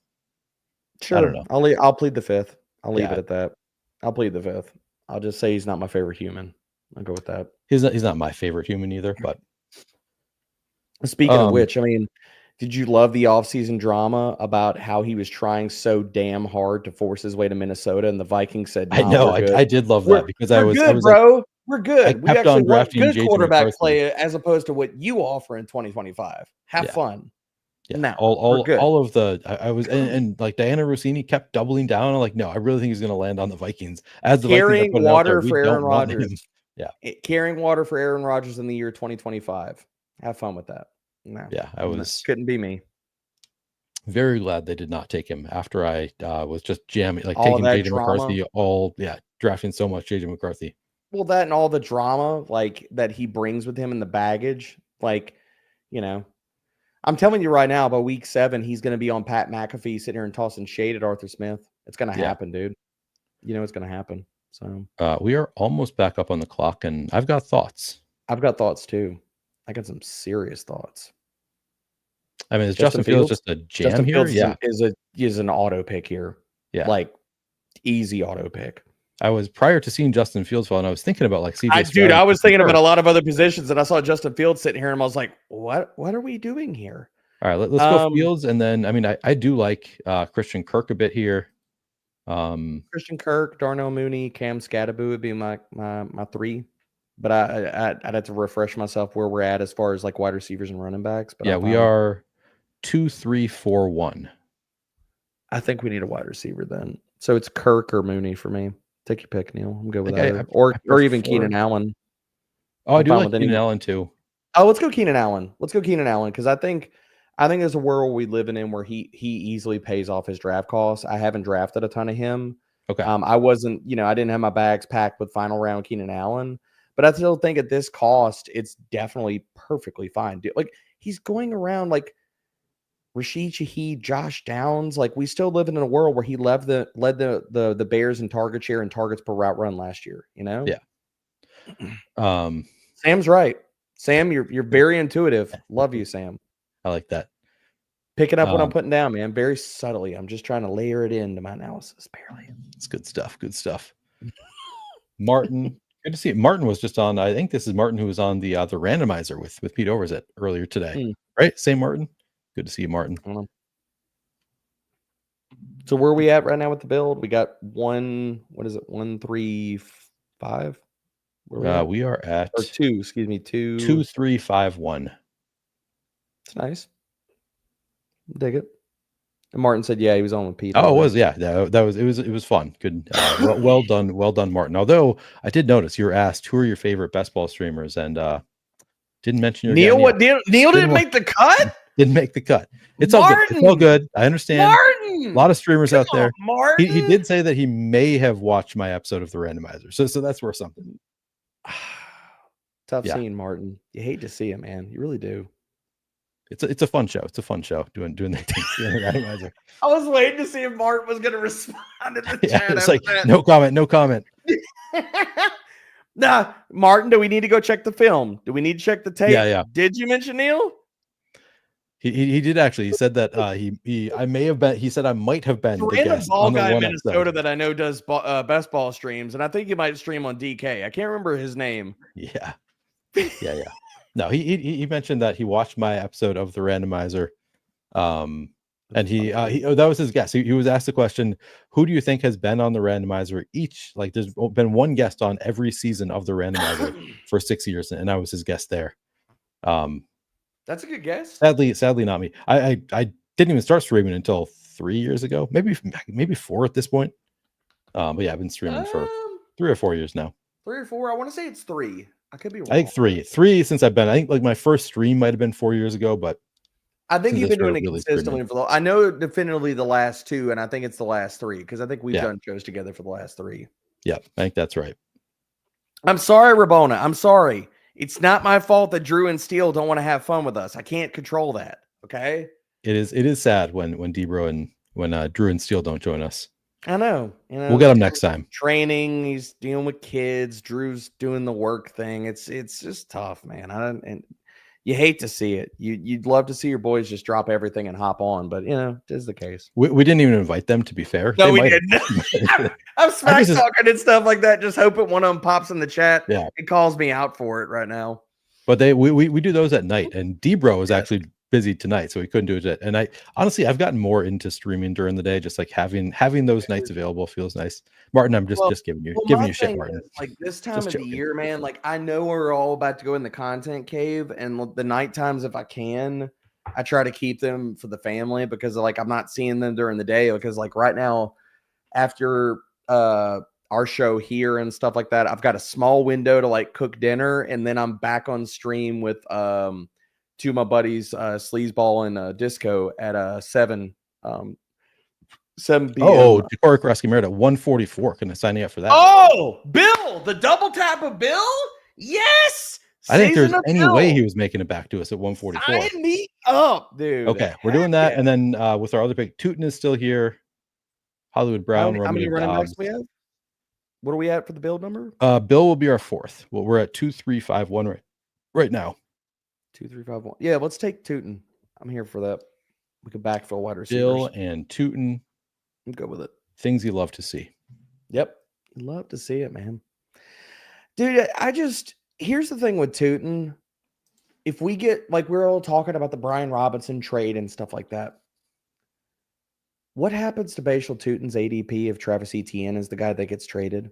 Like, if both of these guys get traded? Like, I think there's still a non-zero chance that happens before week 1, man. Like, I think it's very telling. And again, going back to preseason usage, and I don't want to get over our skis on this, but like, I think it's very telling that Tank Bigsby was the first running back out the gate in this last preseason game, and it wasn't Travis Etienne. Yeah. And so it's like, if Etienne is gone, where's Bashal Tootin going in these drafts? Like, he should go, he should go a round or 2 higher. You know, like we pulled him up here, but he could have easily lasted another round. Yeah. I mean, I've gotten Bashal Tootin much. Yeah, I'm a big fan of the Bashal Tootin click. I think, he probably has gone at this turn sometimes. Happy to get it. Huam says this is the range that Bill should go in. And I don't really disagree with that. Like, I think that's. I agree with Who here, and I agree with Pepper Tony. Like, those both really good. Yeah. Yeah. I'm happy to take, like, this is the range that I'm really happy to get Bill. Like, we took him earlier in the last one because this is just like later than he's generally going. So like any shares that we get of him now, it's like if he falls here, like one of those guys, I'm probably not going to draft that much more if he's going to continue to be a top. No, like not in the 8th or 9th round, but dude, he falls to the freaking back end of the 12th. Like, I mean, at that point, it's free money. Like, actually, the hedge bet is made. Like, he's too late then, you know? Yeah. Yeah, Who says I'll take him in the 130s, but feels good in the 140. I mean, it feels great at 144. But yeah, like I do agree with you that I think that it's like people are getting over their skis a little bit with the 8th round Bill. I think that's like too rich for a potential committee there. Yeah. But I like him at 144. Yeah, I mean, I think it's a steal where we just got him at.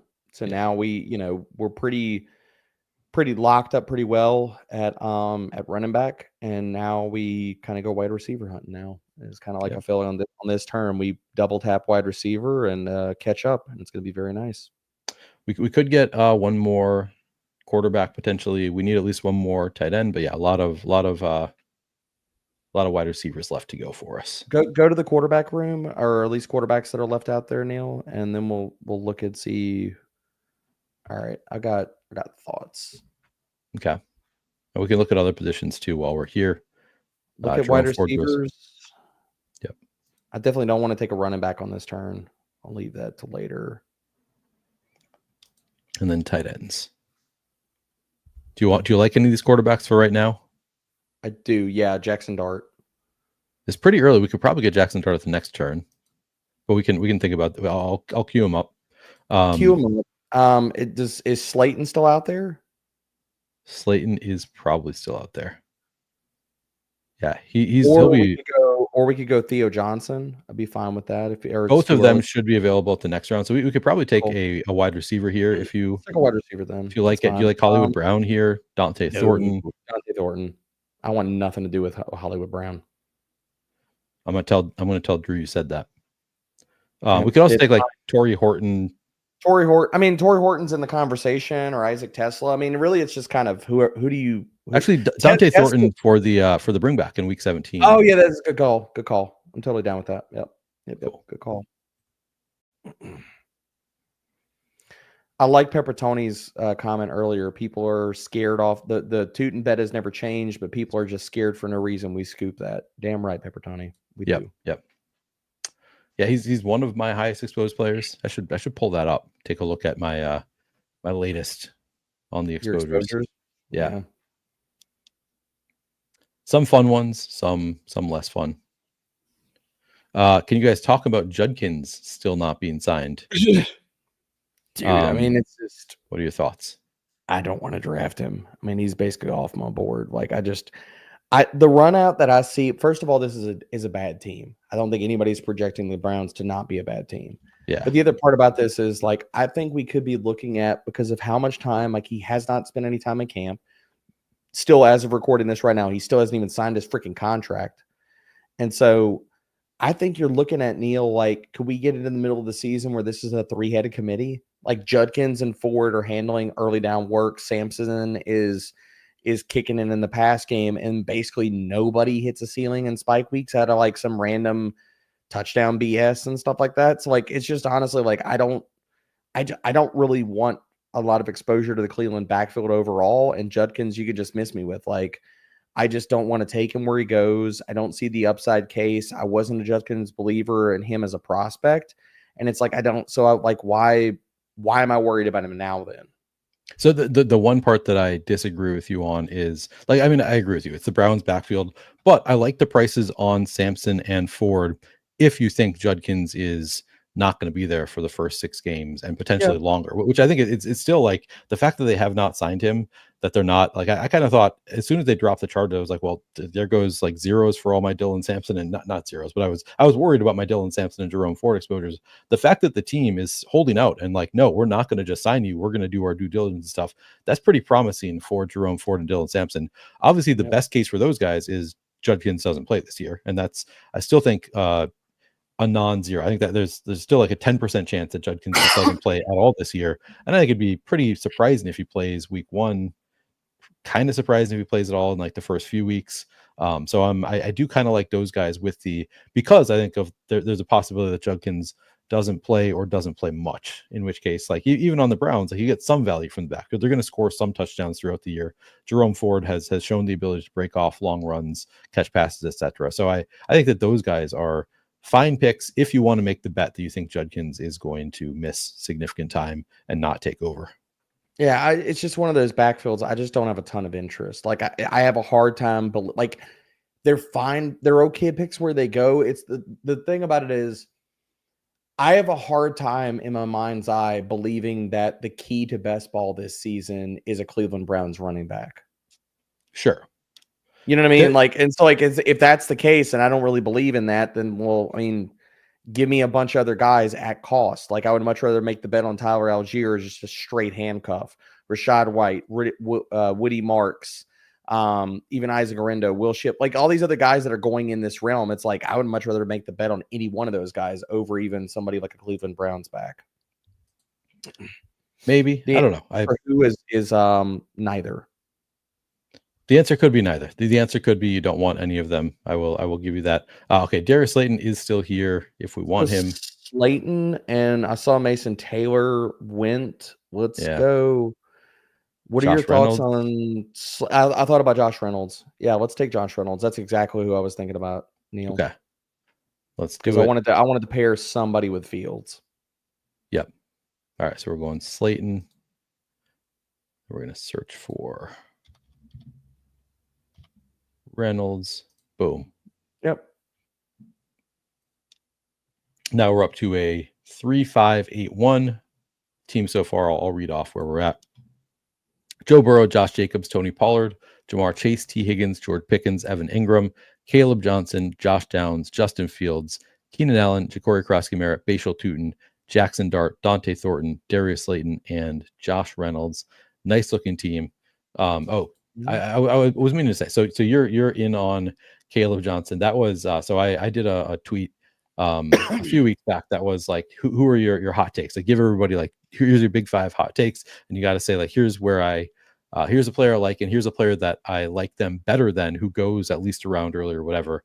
And that was when I said Jordan Mason I like better than Caleb Johnson. And Scott Barrett said he liked my tweet, but that was the one that he pushed back on. He said Caleb Johnson is going to smash Jordan Mason. So you two are aligned, as you often are. It seems like you and Scott. Not always, but a lot of the time. Not always. We're also out on Xavier Worthy, so you hate to see it for Neil. No, I love that I'm going to be right when both of you are wrong this year on Xavier Worthy. Tough scene for Neil, but Neil's used to it. It's okay. We'll see. You'll make up the losses in best ball with DFS winnings this season with Barrett. That's okay. The dream. Yeah, that's okay. Or I'm wrong and you smash them both. Either way, so it could happen. Obviously, I've got a lot of takes. I'm going to be wrong a lot this year in both best ball and DFS, but hopefully I'm right more often, or right, just on one team, so I can make it all worth it. I was going to say, all we got to do is you just got to draft one good team, get one good DFS team, and the season is made. You know what I mean? Yep. Can we just make one? Can we just get one? That's all we need. You're a Shedeur Sanders fan, are you not? Yes, Shedeur. Until he fell to the freaking 5th round and the NFL screwed him over, Shedeur was my QB1 of the class. And after that fall and stuff, I moved him behind Jackson Dart, but Jackson was my QB2. Cam Ward was always my QB3 of the class. Maybe that doesn't age well, but people said I was an idiot for ranking Caleb Williams QB3 in the class too. So we'll see. Yep.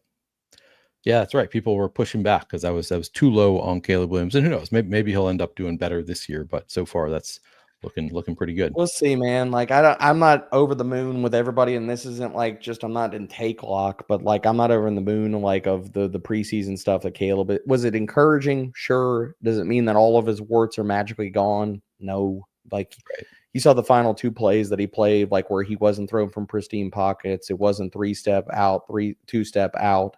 The first read was wide open, and you saw, there was some hiccups and stuff. So can he have a solid season? I think he can, if he can run the offense. Is Caleb Williams going to pay off on all the hype? That's where I think people he can have a solid season this year, and people could still look at it as being a disappointment with all the Ben Johnson hype, dude. Yeah, true. So where are we at from team build? I know we need tight ends and 3-5-8-1. We need at least one more tight end. We are stacked up with all of our quarterbacks, so that's nice. We could throw on Theo Johnson. We are on the clock. I want Theo Johnson here if he's still out there. We're double stacking Jackson Dart. We could no Cincinnati. Because Gesicki is not here. We could do Harold Fannin with Theo Johnson. We could do that. Who else is left at the tight end? Tyler Higbee, Juwan Johnson. I want to do. Let's do Theo Johnson, and I'm down with Tyler Higbee. Nice. All right. Deal. I mean, dude, I just don't understand. It's still at this point of the offseason. Why is Tyler Higbee this late, dude? Like, it's just he's going to run all the freaking routes. Like, I don't understand why he doesn't go earlier than he does. Like, why does Tyler Higbee not go above Jatavian Sanders, Chigakonkwo, Cade Otton, Isaiah Likely, who's freaking hurt right now? Like, the craziest part is people take Terrence Ferguson. They think Terrence Ferguson is the answer. Yeah, dude. I'm into Ferguson Dynasty, but not in redraft in the year 2025. Yeah, I'm not doing that now.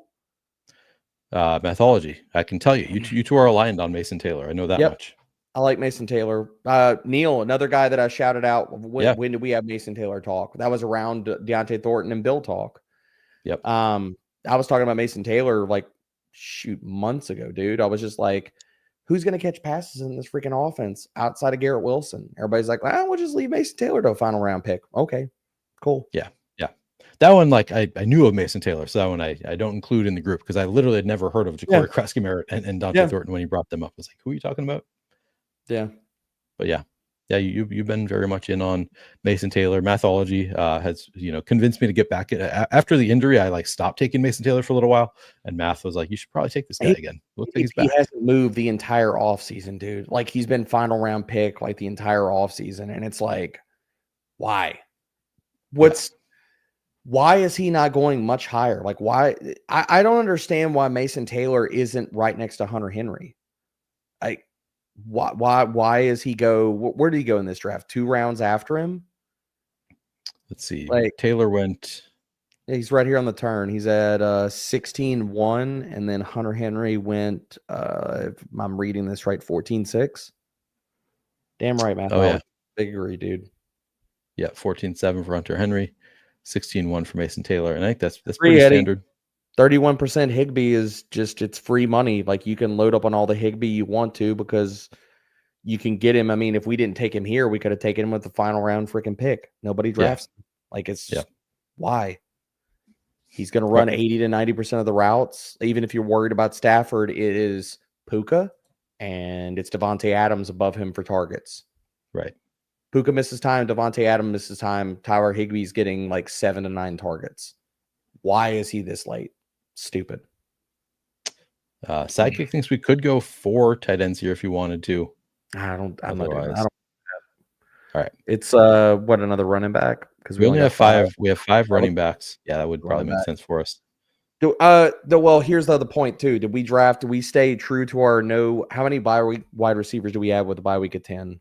Oh yeah, we got 10, 10, 10, and then we went 11, 12, 8, 14. We're good. We're good. All right, then running back. Jarquez Hunter is there. We already packed some bags with Tyler Higbee. Let's just make another investment in the Rams offense at the nice they're free. There you go. All right, so that is the final team. We've got Joe Burrow, Josh Jacobs, Tony Pollard, Jamar Chase, T. Higgins, George Pickens, Evan Ingram, Caleb Johnson, Josh Downs, Justin Fields, Keenan Allen, Ja'Cory Krosky-Merritt, Bashal Tutin, Jackson Dart, Dante Thornton, Darius Slayton, Josh Reynolds, Theo Johnson, Tyler Higbee, Jarquez Hunter. It is the classic 3-6-8-3 build. I think it looks good. It looks good. No complaints on this one. Very, very good missionary build from us. I like it. Very good missionary build. It is safe and it is effective. It's safe, but you know what? Gets the job done. It's still fun. Yeah. Still fun. Appreciate you, Star-Lord's dad. 95% of everything Debro has said are things I agree with. Which part you disagree? You disagree with the same parts that I disagree with, though, right? Who Hames? I assume. That you're wrong on Xavier Worthy? Is that? No, I'm saying that's where that's the 5% he agrees. He disagrees with you because he's agreeing with me on Xavier Worthy. Do you see Clint's comment too? yeah. I'm not going to continue because this is a sponsored stream, so I decided I should stop. Exactly. I'm just gonna say, just somebody check the chat. Just check the chat. That's funny. That's funny. There. Yeah. How many drafts Bill, today? 3 or 4. So I'm gonna do at least one more. All right, let's kick it back for one more. Do you want to? I was gonna go for a Piss Bros piss break. Do you want to take a 2-minute break and do another one? Yeah, let's do it. All right, I'm gonna put up. I do a little video that I threw up here in between. You drafts. got a video? I got a little video I'm gonna throw up here. So then we can. I'm gonna throw the video up there, and then we'll be back in 2.5 minutes or so.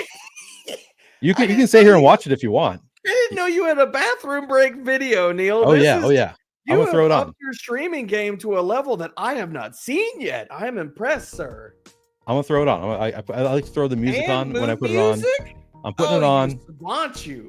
I'll be back in 2.5 minutes or so. So if you want to take a break, you can also, Debra, or you can just watch and enjoy the video. I'll grab something to drink. I'll be right back. This is a Piss Boys Piss Break.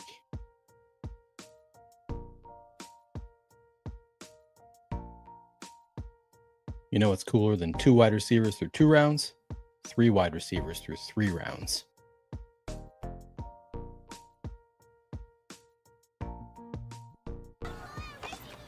I had an accident.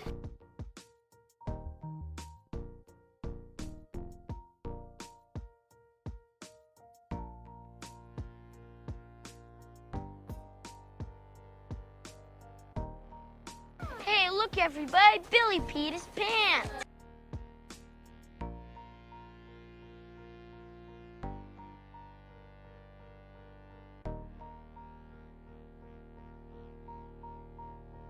Of course I peed my pants.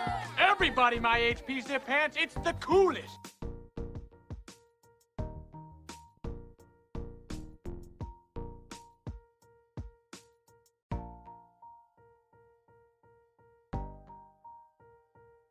You ain't cool unless you pee your pants.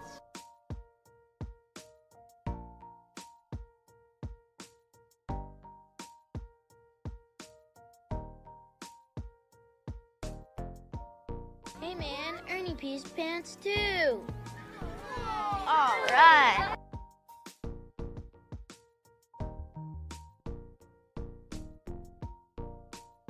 If peeing your pants is cool, consider me Miles Davis.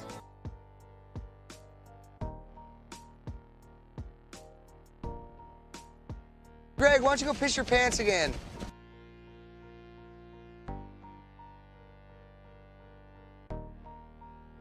That was like 8 years ago, asshole.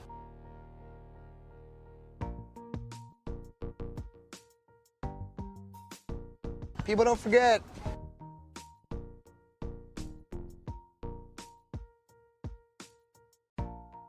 This is a Piss Boys Piss Break.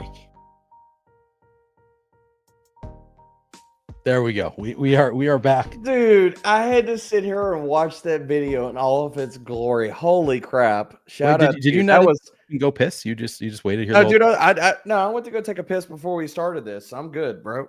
All right, good. My favorite thing is as I'm getting up and I start running the video, I just watched Debro laughing and clapping at the start of the video. Dude, I was dying, man. It was so freaking funny because it was like just all the clips she put in there. It's like he pees his pants too. Yeah. glad you enjoyed it. I put a lot of work into that video. That was nice, dude. Very nice. I love it. It was like he's like nobody remembers. He's like everybody remembers that. Nobody forgets. It's a great movie. That's just a great movie. Mm-hmm. Superbad. Superbad's wonderful, dude. Superbad's wonderful. And Adam Sandler very much in right now with the return of Billy Madison 2. WFN. Well, not me personally, but I know a guy. Wait, have you watched? No, sorry, Happy Gilmore 2. Have you watched Happy Gilmore 2? I have not. I have not heard any good things about it, but I have not watched it yet. I've heard that it's fun. I've heard some that it's fun.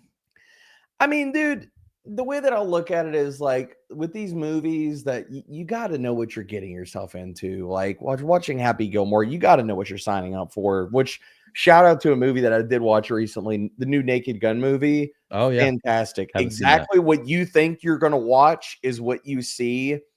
And for that type of comedy, like I grew up watching Naked Gun and all the Hot Shot movies. It's fantastic. It is exactly what you expect it to be, and it's funny. Nice. Yeah, Naked Gun is not one that I like remember. Like I think I've maybe seen it once, but they're movies from that era. That was like a little bit before the era of I remember all of the movies really well, like all of the Adam Sandler movies, that kind of genre. You're not quite old enough to remember that. Is that what you're saying, Neil? Yeah, I'm saying I'm not an old guy like you are. Is that a really nice way to say that you're not quite as old as me? I appreciate. Is that even true? I feel like you're maybe younger than me. I don't remember exactly what our age difference is. I'm 42. Okay, well, I'm 41. So I'm older than you, but not young. Also, it might have been before I was allowed to watch. Maybe it's a rated R movie. I don't know. I don't remember when it came out. But yeah, I just never got. Parents don't let him watch PBS until the age of 18. I mean, no, I was. My parents were not very strict, so I was able to watch them fairly young. But I think that movie came out in the 80s, and I, born in 83. Neil's rolling into high school, saying, "Dude, y'all watch that banger on Sesame Street the other day? Man, baby, that's funny." Oof. I gotta catch up. I gotta catch up on chat a little bit. Terrence Ferguson dealing with a groin mythology says, Eddie wants to know how you feel about Jonnu Smith. I like Jonnu on. I forget if it's on Underdog or DraftKings where he goes much like I think on DraftKings he goes like pick 180 or later. Maybe I'm wrong. I have two words for you about Jonnu Smith, Arthur Smith. I'll leave it at that.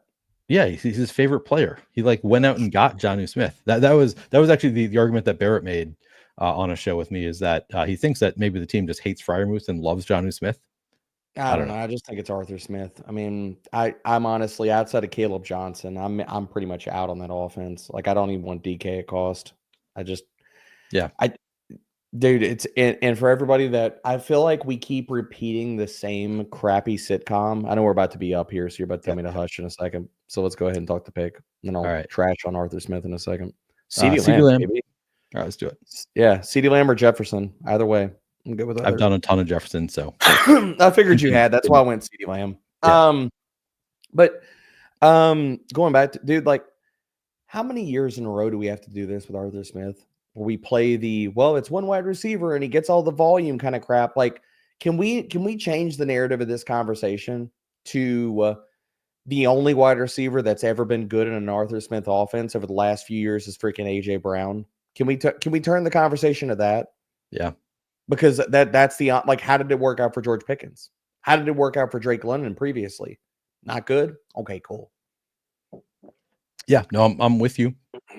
It's a lower price tag on Jonnu. So I think Jonnu is a pretty good pick on whichever site where he goes. He's like pick fine 180. in best ball. I just don't have a lot. Like if you're telling me Jonnu versus Theo Johnson, Mason Taylor, all these other guys that are late, I'm taking those other guys over Jonnu. So it's just it's a preference for me.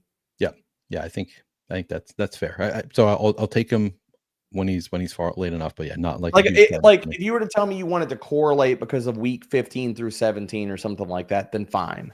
But outside of that, like a correlation pick or, you got screwed at quarterback and you took Rodgers or something like that, fine. Outside of those two scenarios, miss me. All right. Fair. Yeah, always classic quote. I remembered it being, for some reason in my mind, it was Adam Sandler who said the line, if Peter Pan. Oh, it's the little lady. Yeah, it's the little old lady. After I was like, of course, why? That wouldn't make any sense if it was. Yeah, I like misremembered how it all went. That's funny. Al Boogie says it would be classic when Neil had a Depend sponsorship vid play. Should get that sponsorship. You should. I'm sure they don't get a lot of reach out for people asking for sponsorships. So you might honestly be able to corner the market. I'm sure the cost per acquisition could be quite high for you, Neil. I mean, just depends on how. I'm the only guy. The only guy in the market. The only guy. You can corner the market. Monopoly, some would say. RGT says, dude, you should. We were gone it was literally 2.5 minutes. We were barely gone, dude. How quickly do you think I'm taking unless dumps? there's a toilet sitting right here. No, I'm still in the can right now. Yeah, no way, dude.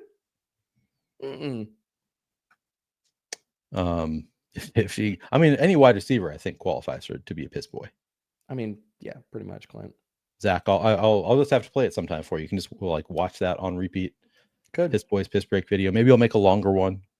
You could do it for you should make a different one for the teams you start, like 3 or 4 wide receivers. Oh yeah, for your 0 RB teams, there needs to be a special piss boys. Actually, the clips in that video are just like they're all from week 1 of last year. I don't think I got into week 2 with those clips. I didn't even get like halfway through. Like it's just like some of the wide receiver touchdowns from week 1 of last year. So it could be a lot better with just like we're on. I forgot that. Yeah, I was like, we're on the clock. You're usually the one telling me. Yeah. Bowers, McConkey. Bowers or McBride. Let's go with the lead tight in here. Why not? Let's go Bowers because you can often often get McBride later. Yeah, I'll give you the pick. It's all good. Love that. The same thing happened yesterday because we had the 101. So now in my mind, that's where we are. But now you're always the one telling me to shut up when we get on the clock. You're like, you have to do that to me. There's commonalities. You brought up Barrett earlier. Between me and Barrett, you got to tell us to shut the hell up. When we get on we just get on the tangent and you're just like, hey, we're on the clock. Yeah. 15 seconds go by. Hey, we're on the clock. Well, the first stream that you and I did together, the first stream that Debro and I did together, our first draft, I think we missed like 4 picks because we had not gotten in a rhythm yet, and it was like you couldn't see the best ball, dude. I was totally out. Like we missed like 4 picks, and I remember like hating that team. I was like, well, it was so bad. It was a bad burning $20. Sorry. Yep. Watch it win the million. I still want my equity out of it though, Neil. Yeah. Martin says new Happy Gilmore, not as good as the original, but still all right. Yeah, you got to know what you're going there for. It is what it is. They're going to probably overdo the nostalgia factor. What are we looking at on the board? Seeing as I'm more cognizant of our pickup coming. Yeah, so I'm often usually Lamar or Omarion Hampton here. Lamar goes. We could go Omarion Hampton, Kyron Williams, JSN if you like him. I have not drafted much of Hampton, and I know that you do. Let's go Hampton. I mean, if you like somebody else here, you could also. Nope. I'm good with Hampton. We're doing it. We're doing Omarion Twist Hampton. Arm, Neil. You hate to see it. Twist in your arm. Twist your Love it. Love it. Okay. That's a nice start. Yeah, I like it. It's a Very fun nice one. start. Yep. Roscoe says it was a disappointment, but it's okay. Yeah, that's about what I think. Oh, I forgot OJ Simpson was in the original Naked Gun. Oh, dude, and there's actually that, not to give away Easter eggs and stuff. I'll just say OJ is in this one in a certain different aspect. capacity. Okay. Different capacity, and it's good. It's funny. I'll leave it at that. I did see that Fact 74 is in this draft with us. Good to see you, Fact. So Fact. I have not watched the sequel to Gladiator. I rewatched the original Gladiator with the thought that I was going to watch the new one as well, and then I never watched the new one. The original holds up still. I watched it the other night. Yeah, it was really good. It's still really good. There wasn't a whole lot of I didn't really understand, did we have to make a sequel to Gladiator? It didn't feel necessary. It just didn't feel like it wasn't a draw. I loved Denzel Washington, but I was like, just didn't feel like a movie. I was like, gotta see this. Clint says Scott will talk for 10, especially on our DFS shows. When I open it up to Scott and I'm just like, yeah. So who do you like at running back? He will absolutely. And you see Neil totally zone out. He's like, all right, Scott, what do you think? And Neil goes, yeah. I mean that was more the case last year because it was the 6th show I've done of the week, and I'm just at that point, it's fair. I'm tired of talking about this slate. I'm trying to bring back the energy this season after last. I mean, there's reasons to go glass-eyed on Scott. Scott knows he likes to talk. I love the Scott commentary. I love Barrett so much. This is all just easy low-hanging shade. I love Barrett. Yeah. I know. Yeah. He's one of the sharpest guys in the freaking industry. I was messaging him with him this morning. Nice. All right. So, see the top of the sidekick right now? You looking at that? I can't. No, your head's up on top of it. If it's Xavier Worthy, count me the hell out. You can't see it? Oh, I can see it now. Okay. I don't want anything. Oh, but they just flipped it to Ted McMillan. You cannot make me draft. Xavier. Oh, and Worthy goes. Darn! That's a damn shame, Neil. I hate to see it. We could go Tet. Let's go Tet. All in on Tet. I'm happy to do it. I love Tet. I've already got the call out there in the ether that Tet could put up a Malik Neighbors type of year this year. So very happy to grab Tet here. And I love that the consensus steam on Tet. The offseason people weren't on it. There was a wide receiver 3, and now everybody's like, oh yeah, Tet. We've realized that we were wrong on Tet. So it was really nice to get him. Damn it, I was hoping Pickens would come back to us and we could double up. Me too. I thought about Pickens, but we already drafted him on the previous team. True. So, we got Lamb, so it's all good. Who Williams wants to know, why are you so out on Worthy? See, I knew it. When I said, I thought that's the 5% he disagrees with you. He's agreeing with me instead. Why are you so out on Worthy? Because he didn't do the thing that I care about wide receivers doing, and that's separating and scoring fantasy points for a lot of the year. Now, Rashee Rice can definitely help that cause, him missing time. But I'll just say this. We're on the clock. We're on the clock. See, this is what happens. Calvin Ridley is kind of interesting. Cortland Sutton. On Sutton. We could pull up RJ Harvey. It's Harvey or Sutton for me. I don't have a lot of Sutton. That's the only reason I leaned him. Let's do it. Let's do Sutton. Yeah, let's go Sutton. My Harvey bags are beyond packed, dude. They're overfilled. Okay. So. Good. But no, man, the thing about it, Worthy, is if you look at what he did for the majority of last year, weeks 1 through 12, he was the wide receiver 51. Everybody just conveniently forgets about all this. Wide receiver 51, weeks 1 through 12. He didn't even earn a 14% target share. He was the field stretcher. During that stretch, amongst 124 qualifying wide receivers, he was 96th in separation, 111th in route win rate. So all this is bottom of the barrel metrics. Now, you talk about, the Rashee Rice role, which he got shoved into weeks 13 through 17. Then he was the wide receiver 21. Design target rate went up to 25%. I don't want to bet on a guy that if Rashee Rice, when he comes back, he's going to resume his role. Patrick Mahomes has been a bottom 5 deep ball passer over the last 2 years. Xavier Worthy has not separated well on deep routes. It just doesn't scream to me a situation where I want to. So here's the thing, Neil.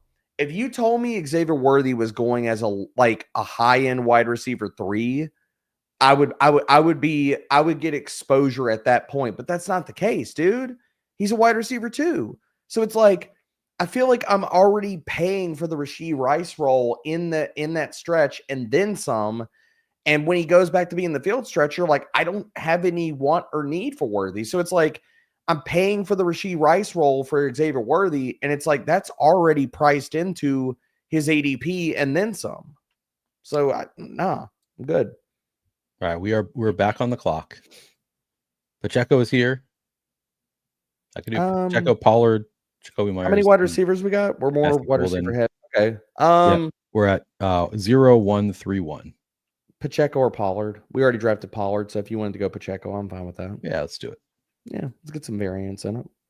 We're not going to just draft the same guys over and over again. If that's the case, we should just draft one team. I think I'm like I probably take Pollard over Pacheco like I take Pollard over Pacheco, same, and I'm probably more like 75% of that time, so I probably need to mix in Pacheco. So like as we were talking about earlier in the stream, Pacheco is not a guy that I'm like obsessed with, but I'm fine with it. And yeah, no cap. I'm in on Royals and Brashard, like who was talking about here. We talked about them earlier in the stream. So I just think Royals is free money where he goes. I don't think Hollywood can stay healthy.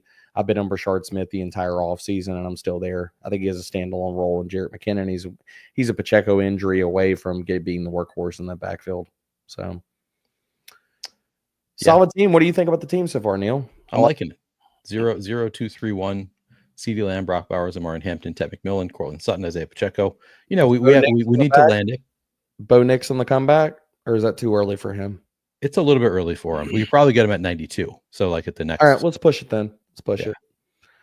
So I'm thinking another wide receiver, depending on who's there for us. Yeah. Just based off the build, I'm thinking wide receiver. Yep. Which Judy. Sort wide receiver Myers. by ADP. Meyer. Yeah, let's go with Jacoby Myers. I feel like he's a good bet at this cost. It's either him or take the dip on Jennings, but I'm packing bags for Pearsall. So I know that. I know you are. Kind of out on my bags are much more packed on Jennings, so I'm like trying to get more of Pearsall right now. Yeah. Unfortunately, it's bad timing to get more Pearsall. But yeah, it is what it is. But I mean, dude, I still don't think he's a bad bet where he goes. Like, I mean, you're talking about he's in that wide receiver 3, 2-3 tier, and I think that he could pay off easily there. If not, I mean, dude, like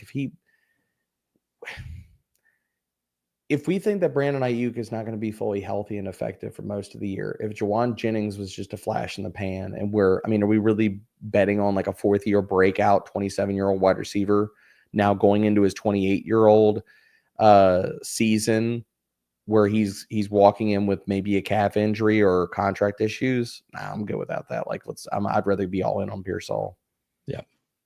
Yeah, no, I think he's a pretty good bet. Where are you at on Pearsall? This is one that I'm often thinking of. Pearsall versus Egbuka. I slightly lean Pearsall, but I think they're in the same exact range for me. Like I've got them almost back to back. Actually, I might have them back to back in rankings now that you're mentioning it. I actually talked about this on a Fantasy Pro stream earlier. So I think I've got them. So I've got Pearsall at wide receiver 28, and I've got Egbuka at wide receiver 32. So I mean, I mean they're basically in the same exact spot for me. Woo! Bill goes higher in this one. No Bill exposure in this one, baby. Yeah. So this is more like where I've been seeing him, which is why I get excited. That's okay. I mean, we got some really nice Bill exposure in the last 2 drafts, dude. Yeah. We could go QB with our next 2 picks potentially. Dude, Dak went early in this one. Oh, Dak went already? Oh yeah, Dak did go. Dak went because they wanted to pair with Pickens. Yeah. That was the other quarterback I was saying. Engram goes. I was kind of hoping to. Dang it! I was hoping with that. Let's go. So is Bo Nix still out there? Bo Nix is still there. Let's go Bo Nix, and then we've already got Geno tied up as a late pick. Because we got basically the Geno double. We could do Bryce later. We could do Bryce later. We got Bryce and Geno as laid outs. So I think right here, I mean, honestly, what are we at? 4 or 5 wide receivers? Where we at? Our build is 1-2-4-1. We can go. I mean, I think it's running back or wide receiver here. Probably wide Yeah. receiver, depending on how it's looking. Yeah, we can just see what's available. Take the best. Kind of open the Is that shards. looking early back. on Cup, or am I crazy? Feels Where did Cup early. go? Oh, 90? That's a little bit early. Look, it feels a little bit early, but Oh, Mark Andrews is there. I know you like him too, right? oh, yeah. Let's. Oh, well, we We already got already Bowers. have We already Bowers. got Bowers, so I'm not worried about Andrews. If we didn't have Bowers, I would love Andrews here. Yeah. Um, All right, we're on the clock. Go to wide receiver. It's Jaden not Higgins. pretty. Jaden Higgins. You're still I'm not taking scared. Higgins here? Okay. All right. I'm not scared off by Xavier Hutchinson. I think it's BS. Are you scared off by Christian Kirk being in on wide receiver 2 sets though? Do you think Christian Kirk stays healthy for half the year? I mean, at least one of them was like a fluky. He like landed his ball sack on the ball, wasn't it? Like he like, or on the ground, he like tore his ball sack. Like that's not really going to happen every year. Hopefully, No, that's not going to happen every year. I mean, I'm in on Kirk at Price and Higgins. I just think if Higgins hits, he's like he could be a massive ADP winner if he hits. Yeah. One of those. So here's my take. One of the wide receivers. Maybe both of them. Like, I think we could have 3 ADP value wins in the Houston passing attack at the wide receivers. I think one of them is a massive hit, like outside of Nico, like assuming Nico. So like, it's who do you think is the guy? So like, yeah. I'm still betting on talent. I'm still betting on draft capital. I'm fine with taking Higgins where it goes. Like, dude, like especially like we're in a phylum where it's Keon freaking Coleman, Rashid Shaheed, Jaden Reed, who we know is not staying, but like he's not playing in 2 wide receiver sets. But Higgins is here because we're worried about Xavier Hutchinson. No, yeah, no, I'm not doing that. I've been taking a ton of Higgins. Like my bags are pretty packed on Higgins. So I'm like, yeah, I guess I'll let the market let him fall if people are worried about it, and then take him at his new price. But yeah, I'm happy to get another share here. Chris Rodriguez is a player that I've drafted some in the late rounds. You're down with that? Yep. Yeah, and we can mix him into this team. I'm totally fine with that. Yep. I love him. Ball on ball crime. It's funny. No, I like Chris Rodriguez as a player. My whole thing with him and having the Rodriguez versus Bill conversation is, Rodriguez didn't do anything last year. They didn't give him any touches, any playing time. And it's like, then why do you go draft Ja'Cory Crosky Merritt if you believe in Chris Rodriguez? And then, it's like, up until right now, when we have heard all of the stuff, here's the other thing, and I want people to understand this. It's like, what have you heard out before the Brian Robinson news? Okay. Before the Brian Robinson news, Neil, have you heard anything about Chris Rodriguez the entire freaking offseason? No, zero. So then why are people like, it's just people wanting to push back against the hype and push back against Bill and saying, oh, but Chris Rodriguez. And it's like, okay, hold up. At what point of the offseason at all did anybody talk about Chris Rodriguez? He was hyped up or anything? Or does that just feel like, let's be contrarian for the sake of being contrarian right now? You tell Adam. Yeah. We can go Caleb Williams here if you want.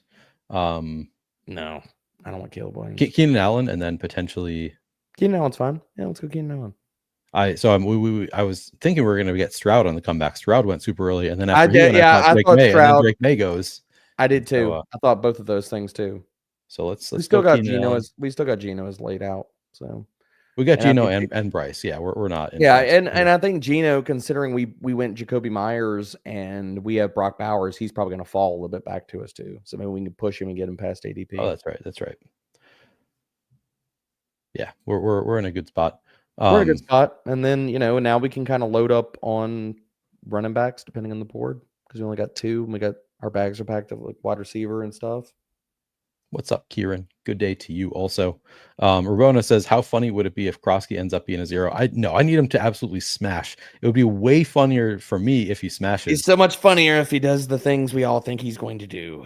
Because Adam, shit my money, my friend has been just like railing against him. He's so mad that everybody wants Ja'Cory Crosky Merritt now, and he did not draft him when he had the chance. So I just want to be able to just shove it in Adam's face. That'd be way funny. Adam, so Justin Herbert. Justin Herbert. Yep. Yep. I'll keep my thoughts to myself right now considering the current Both friends of mine. Sometimes your friends don't get along with your other friends. It is Oh, what it is. are we serious? Do we just draft 2 quarterbacks with week 12 buys? Am I wrong with That's that? fine. That's fine. Well, our That's other fine. quarterback will have a different. Gino's not got a week 12, right? He's got 14. He's got 14. All right, cool. We're fine then. Cool. I also like Eckler as a value. What are your thoughts on Eckler? We could also take Trey Harris late in this one, who I'm not like outside of best ball streets. Yeah. Keenan Allen arrival really crushed him, but this is a team to get exposure to him, you know? Yeah. Oh, sorry, and I kind of hopped over. What were you about to ask me? Thoughts on Austin Eckler? He's a fine pick where he goes. I don't want him in redraft, but in best ball, he's fine. He's going to give you usable weeks. Like, I think he's in that same kind of conversation as like Justice Hill. You know, you're going to get usable weeks. You're going to have 4 weeks, maybe 2 spike weeks out of him and stuff. And where he goes in drafts, if you need somebody to float the boat, like if you wanted to pair somebody like Austin Eckler and a Quinshon Judkins or Austin Eckler and another running back late, then I think it makes a lot of sense for the build. But outside of like being a process pick and a build pick, I'm not in on him. Okay. I am in on DraftKings in particular, but I understand not wanting to be super. Yeah, full PPR. Yeah, and like I had this conversation with Davis earlier today. We pre-recorded a video, and the thought process for me with those like third down backs is they often like their catches come in bunches typically. So like at least in theory, Austin Eckler should have multiple spike weeks when they get into those game scripts where they're checking it down to the running back a lot. So that at cost, that's pretty valuable. Last year, it only really happened once where he was targeted and had 8 catches in a game. But I think that's kind of the bet you're making with guys like that with the Justice Hill with Austin Eckler, which, like you said, is much better for best ball than redraft. Like you're never starting him in redraft, but in best ball, that can be kind of valuable. I agree. And JSU, have you never seen a show we've done with Drew? Trust me, Neil gets plenty of smoke. Yeah, come on. Fantasy Guru Drew, never heard of him? Yeah. Greatest rivalry in best ball, many are saying. Many are saying, and in the DFS streets, many are saying. Streaming with JSU tomorrow, by the way. Oh, good stuff. Looking forward to that. Who's that? I believe Fantasy Guru Drew is also going to be streaming with JSU this week at some point. Never heard of him. Yeah, I know. He's very lonely known. Like Gino doesn't ever win. Fact. Gino. Well, I mean, we don't need him. We don't need him. We got 2 quarterbacks already. But that's funny because he doesn't unstacked yeah. Gino. All right, it's a choice. Hey. I mean, we could take Bryce Young now if you wanted to. Oh, that's a suggestion here. Dylan Sampson is here. Austin Eckler. Let's take Bryce, be done at quarterback, and then we just backfill running back. Take a shotgun approach at running back. I'm fine with it.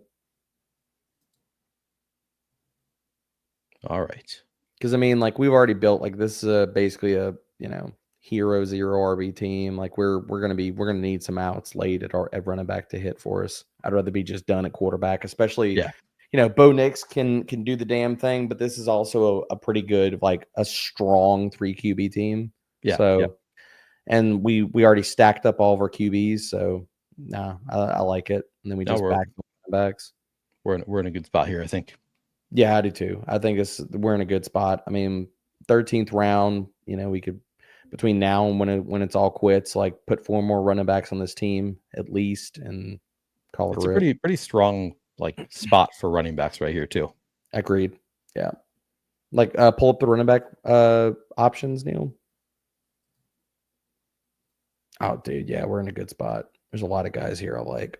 Yeah. And I think there's a lot of different ways you can go with the archetypes of backs. Yeah, yeah. I got a bunch of different guys I like in this spot. I mean, you could sell me a bag of goods on Nick Chubb, and I wouldn't really push back on you. Like, I don't want him for this team, but I see the point. There's one guy I really, really want. Yeah, I want Bashal Tootin again. Like, nice. I think he fits this build. Like, it's upside shot for days. Yep, I like that. You're not into Dylan Sampson. He's the other one that I kind of like, toss. No, I'm fine with him for this team. I'm fine with him because he gives you maybe the early production to get to Tootin. So if he comes back to us or Jerome Ford, I think it makes a ton of sense for this team too. Yep. All right, let's see. Stack and relax. Can y'all do one more draft? I unfortunately do have to hop on, but I'll be back on Friday with Neil. Yeah. We'll be drafting on Friday. At some point, I haven't eaten anything at all today. I've been on camera all freaking day. Oh damn. I haven't eaten anything at all today, and I got to cook dinner for the kids and stuff before I hop back on camera. So I will be streaming with some buddies. So follow my X feed and stuff. I will be streaming with some friends at Disco and Sleazeball. They do a lot of drafter stuff, but I'll be streaming with them. We're just talking ball, shooting the shit and stuff. I don't know who's Disco. I don't think I know the name. Big Draft Energy on Okay. X. Dude, he's a fantastic human. Love him and Sleaze to death. They were both out at Expo. Shout out to both of them. Disco is like, dude, he's literally like the mountain. He's like 6'7" or something like that. Disco, if you're in here, I'm sorry. I'm not going to misquote your height, but the dude is like huge. Like former football player, big teddy bear, wonderful human. Him and Sleaze are wonderful people. So many good people in this space, man. Nice. Not including Neil. I don't want to Neil. Obviously. I'm talking good about Neil, because that can't ever happen. No, never. Not even in my sleep. Big Neil. Draft Energy. Yeah, I don't know. I don't think. But I will maybe have to check it out. Get to know your guys. Nice guy, dude. Yeah. Stack and relax. Neil, one more. I don't want to commit to it right now because we still got half an hour left in this draft. Possibly. I'll consider doing one more though. Because I do have this is what my I mean, you got to get a bunch of different drafts. This ain't a bad spot to get one more for today. I could just do one more. The you're issue already is, on stream. I'm talking you into it, Neil. I mean, you're already sitting here. So the issue is we have to give my dog pills every 8 hours right now, which is super like difficult timing wise. All right, who do you like here? Rashad White, Tyjae Spears. Go to the running backs. Go back to Jerome Ford. Yes, I love that. Yes. Okay. We talked about it. Let's do it. Yep. Makes a ton of sense for this team, dude. I keep saying this, man, but I think we've built some really good teams on stream today. Yeah, no, me too. I'm happy with these. There are some times that I draft on here and I'm like, I do not like this team. This is not a good team. Archie the Turd is right. You could just put the piss video back up. That is not wrong. So the issue is my dog is he does not like want to eat ever. Like he's just like they as one of his people who visit said, like some dogs live to eat, other dogs eat to live, and he is an eat to live dog. Like he eats when he has to. But I might be able to make it work anyway. We have not been walking him, but also I don't know if it's too hot for him to walk. So we'll see. I'll think about doing another video after this. You have an old man. It would just be one more. He is maybe 11 or 12, but he has congenital heart failure. So he's set in his ways, man. It's his world. You're living in it, bro. That is definitely true. That's his world, and I'm living in it. Yeah, that's totally there. We had our stubborn old man dog, and he was just like, look, I'm not going to do anything I don't want to do. And I'm like, you know what? I respect it. Yeah. I had to spend half an hour with him, convincing him to eat his pills this morning. Do you want to go Tyler Algier here or? So we're at 3-4-6-1. So we're in a pretty good spot here. Algier, Dowdle, Woody Marks, Will Shipley. I don't have a lot of Dowdle. Let's either Dowdle. Let's go Dowdle. I don't have a lot of Dowdle. Sure. And plus we already made a bet on the Carolina Panthers offense. So let's make another bet. Oh, that's true. Good call. That's great for a Bryce team. Yep, it's a good Bryce team. If we didn't have Bryce, I would have gone another direction. Because I'm not in on Hubbard. Yeah, for DK in particular, pretty tough. Yeah, Hubbard, the other thing about it is if you look at his usage last year, there's a lot of holes to poke in the usage. And people are like, oh man, like he was a bell cow down the back half of the season. Dude, if you look at the beginning of the season, so like weeks 1 through 9 with Miles Sanders, like Hubbard only had a 35% route per dropback rate, while Miles Sanders was at 27%. If you zoom in even further before Carolina realized that Miles Sanders didn't have a lot left in the tank, so like weeks 1 through 3, Miles Sanders had 2 red zone carries versus Chuba Hubbard's 3. Like they go out this offseason, they add Rico Dowdle, and they add Trevor Etienne. And then people are like, oh yeah, but Hubbard was a bell cow last year. Bro, I'm not living in last year. I'm living in this year. And the moves they made in the offseason and the early season usage last year says that Hubbard's probably – he's one of those guys, and I keep hearing this, so I don't want to steal this phrase, but like small hit, big miss. Like, okay, yeah. And that's how I look at him. Like, if he's a hit, how big of a hit is he? You letting in the pup? I'm just seeing if he's up here, just making sure that he's not at my door, like asking me to go out. But yeah, no, Yeah. I think he's good. I Well, let if him you out got to get before up and bring the dog out, I can't make selections here, but I can sit here and just talk. No, I don't need to. I just wanted to make sure. So it's funny. So he's on these pills that make him need to drink a lot of water and then piss a lot, but he is like really good at holding it. So it's like every once in a while he will like come in and like really need to go, but I'm not expecting it during diuretics will do that, bro. Yeah. It's no joke. And we talked about Jalen Royals too much, man. That's too yeah, man, that's pretty getting early. some love. 16th round. Getting some love. Another guy that we've talked about quite a bit is being suggested by the sidekick. Where are we at as far as the build? So we're at 3-5-6-1. Eddie just asked me to read off the team, so I will do that. But maybe we need to make our pick first. Do you want to go Mason Taylor for our tight end trifecta? We hit the hat trick, or we've drafted him twice at least. So let's go with him. The other options: Jalen Knoll, Jack Besh, Dammy Brown, Roshan Johnson, Justice Hill, Miles Sanders. Let's do the tight end thing. We could be down at tight end. All right. I'll read off the team now. So we have Bo Nix, Omarion Hampton, Isaiah Pacheco, CeeDee Lamb, Tet McMillan, Cortland Sutton, Brock Bowers, Jacoby Myers, Jaden Higgins, Keenan Allen, Justin Herbert, Bryce Young, Bashal Tootin, Jerome Ford, Rico Dowdle, and Mason Taylor. I like it, Neil. I like it. Looking good. 3-5-6-2 is the team. Yeah, we're done at quarterback, done at tight end. So now we're just stacking probably two more wide receivers, or at least one more wide receiver and two running backs, right? Or we got 4 picks left. Sorry, we got 4 picks left. So like two RBs and 2 wide receivers, probably. We could probably do one more tight end if we wanted to. It's kind of comes down to we got Bowers, dude. Do we really need to? We don't need to. That doesn't mean we can't, though. It's not a matter of need. All right. So based on, DJ Giddens is here, Torrey Horton, Jalen Knoll. Those are some suggestions. Chris Rodriguez we could take here if you. You want to leave Rodriguez? Can we get him later? Can we push it? Possibly. Okay, let's go to Horton. All right, Horton seems good to me, unless you want to take Coker now. But yeah, too late. No, I want to go Horton. I don't have a lot of exposure to Horton, and he's a guy that I was in on as a prospect, and dude, I think in the Seattle passing attack, you need to make a bet on Horton or Elijah Arroyo. Like basically, you're making the hedge that Cooper Kupp can't stay healthy the entire year, which I don't think is a bad thing to do. And if that's the case, we're talking about one of those guys could be the number 2 in that passing offense. So it's an easy pathway to target. It's also a bring back on our Carolina bet. So that's exactly. Yeah, I was gonna say that too. Yep, sharp call. Appreciate it, Eddie. Zach wants to know, what were your thoughts on Trevor Etienne as a prospect? Any chance he makes a contingent bet with Dowdle a little less clean? What do you think of that? I think you could definitely make it less clean. Like I like Trevor Etienne probably more than maybe consensus. I think I had him as my RB 17 or 18 in the class.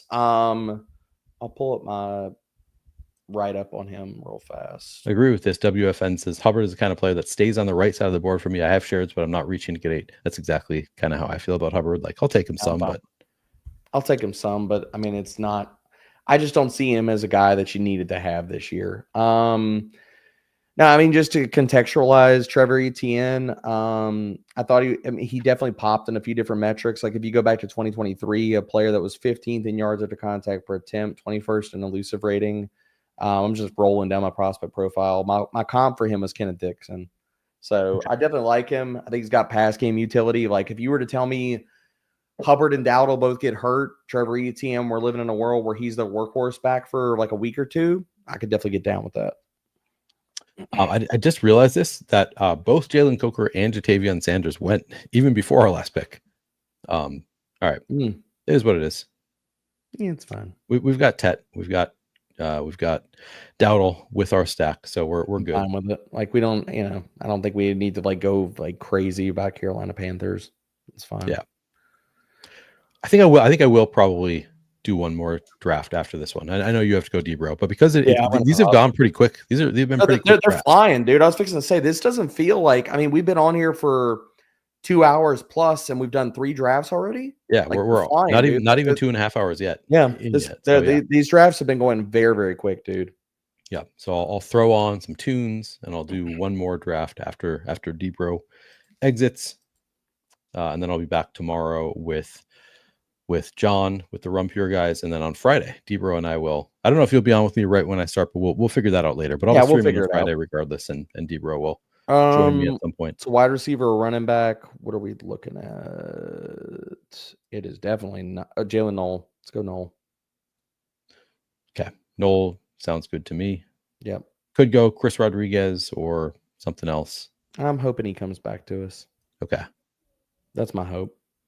I'd like to go Rodriguez, and I'd like to close this out with 2 running backs. Okay. This is definitely it feels like a 7 RB team because we're up only had the 2 3-5-8-2. So you want to do 3-7-8-2? That could work. Yeah, I definitely think because we didn't make any early investments, we just sprayed the board in the later rounds of the running backs. The early investments were only Hampton and Pacheco, right? Right. Those were the only 2 running backs we drafted before what round? 7, 8, 9? Yeah, let's see. We got Hampton, Pacheco in round 6. Didn't draft another running back until Tootin in round 13. Then we went Tootin, Ford, so Dowdle. This is a 7 RB team for me. Yeah, I think you're right. Because we already made that. Well, I mean, we're done at quarterback. We went premium tight end. We made early investments at wide receiver. We'll look good. Before you go, we did get some questions about Isaac Tesla. But let's go. Chris Rodriguez, I assume, is the Rodriguez. Get a share. We already drafted it. We've drafted a bunch of Quest Hunter. Yeah. So it's not like we can't get him if he's still there, but it's not like we can't get him in the next round. We've seen him. We took him in the last pick of the damn draft last time. So right. No, what was the question? Just people were asking about Isaac. Will Tesla be heavily involved in the Lions offense? What do you think?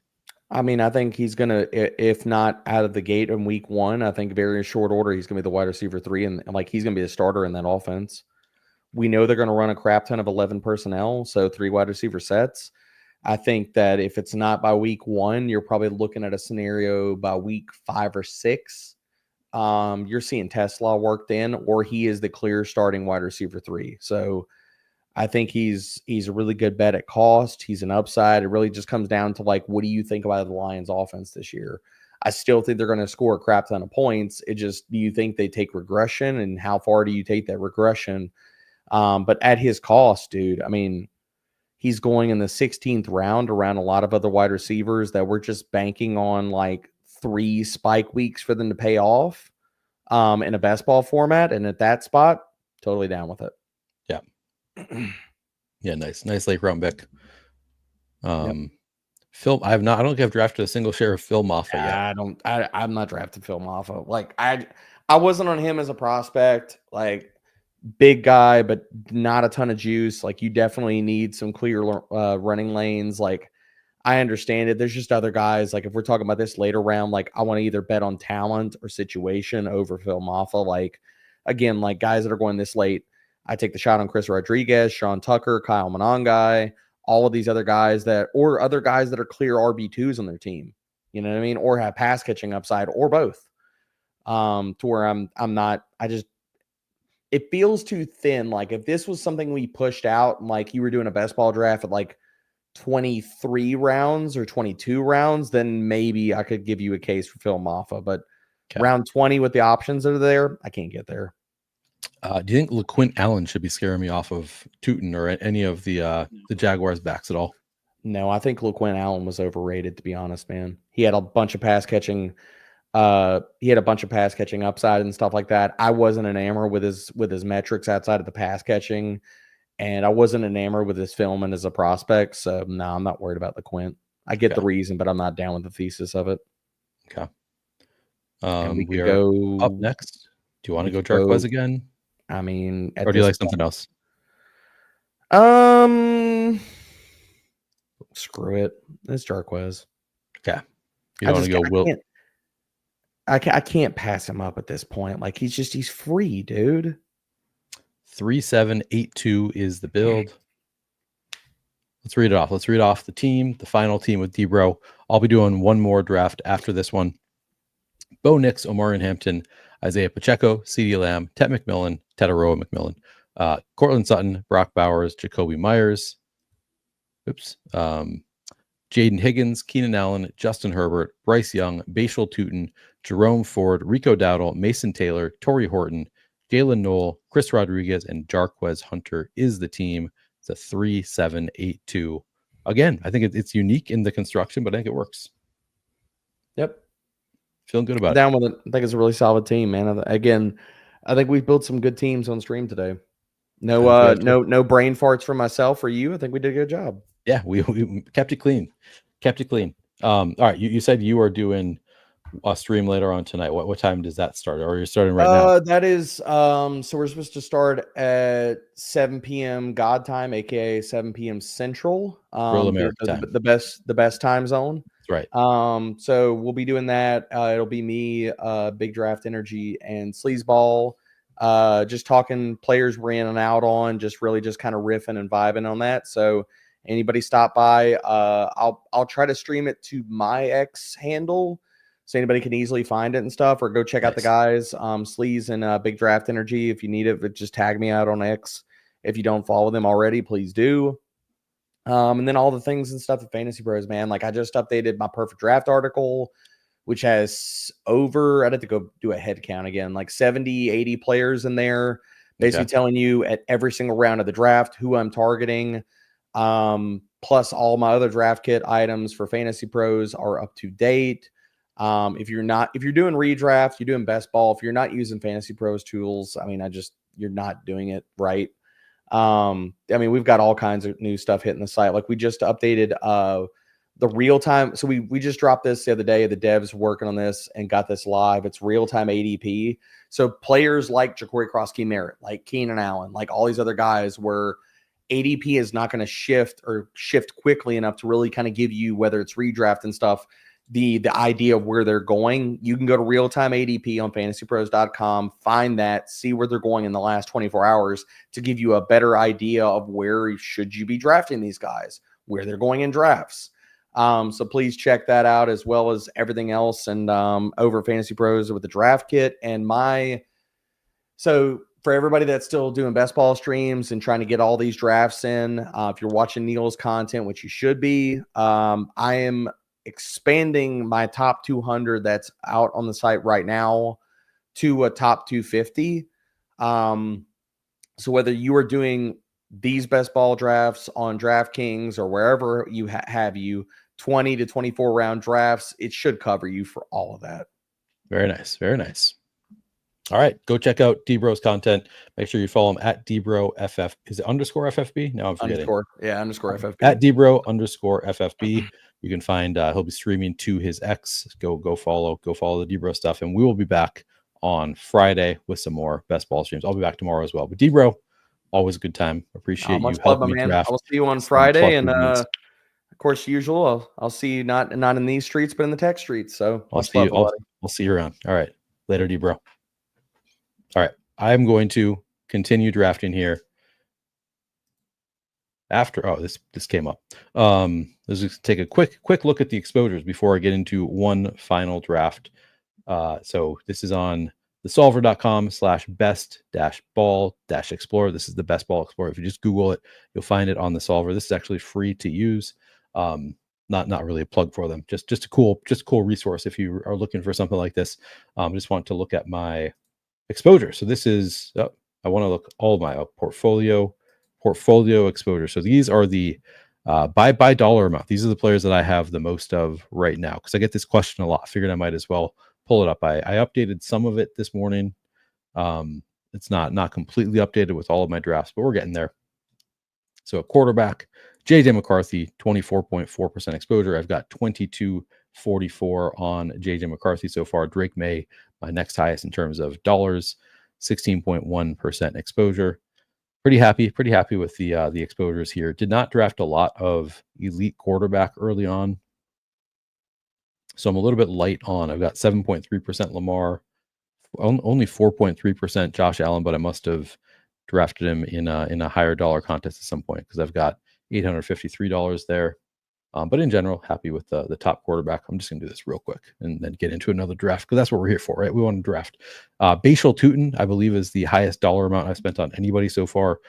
close to 2,800 on Bashal Tutin. That's 27.4% of my drafts by fees. I have Bashal Tutin, Omarion Hampton number 2, Tony Pollard number 3. Pretty happy with that right now.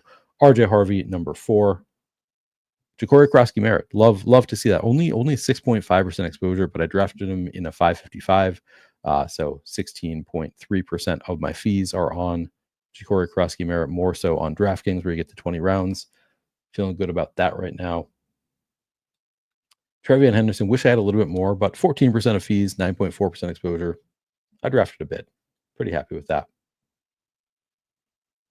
Wide receivers, Jalen Noel. He's come down quite a bit. He was the first player I got to $1,000 and to $2,000. I think I've lightened up on my Jalen Noel a little bit, but still my highest exposed wide receiver by fees, 23.6%.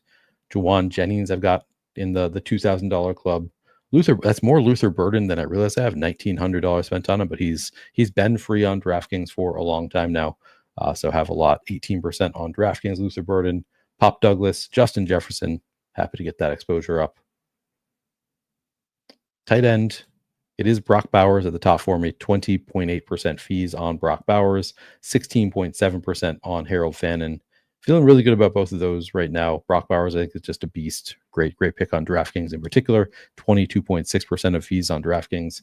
Harold Fannin, I think, has been a 20th round pick, so 32% on DraftKings for me of Harold Fannin. Moving up sometimes, but still pretty inexpensive there.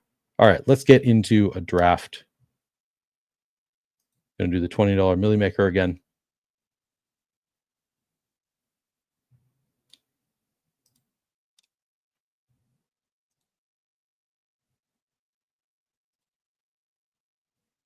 Almost full, 8 out of 12. Nice. Zach says, Tootin, JCM, Noel Burden, you've earned your Slappy badge of honor. Well done. Appreciate that. Neil, what number are you at in the 20? I could probably check it on my phone, but I think I've got 50 or so left, would be my guess. There we go. Some jams. That'll keep me awake for a fourth draft here.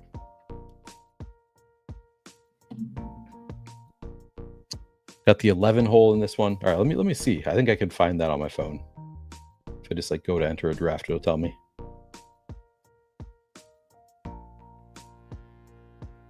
Oh, I've got 58 left. I'm at 92 out of 150. So I've still got a fair number. I think I've got time. Still have over 200,000 entries left in the contest. So I'll get there. I've done 2 out of the 3 555s I plan to do. Again, if you'd like me to stream one, make sure you subscribe to the channel. If I get to 5,000 subscribers by the end of the week, I will stream a 555.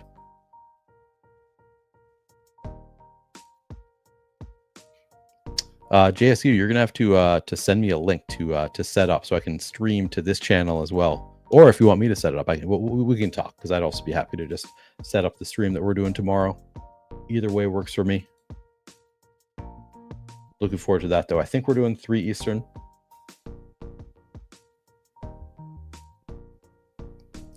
D. Owen says, I have to thank the community for getting me into Strange. I was at total 0 in pre-draft. He's now my second highest exposure tight end. That was the first stream I did of best ball this year. I named Strange as I think I said he was going to be a top 10 tight end. That was pre-draft though. That was before they got Travis Hunter. So I laid off a little bit there. But yeah, I think a really strong pick.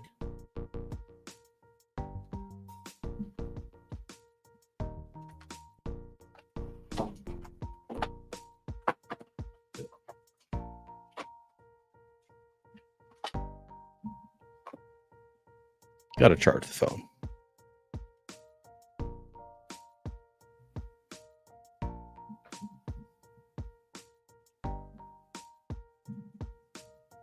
This will be the final draft of the day for me. Well, the final stream draft of the day for me. Let me move this down.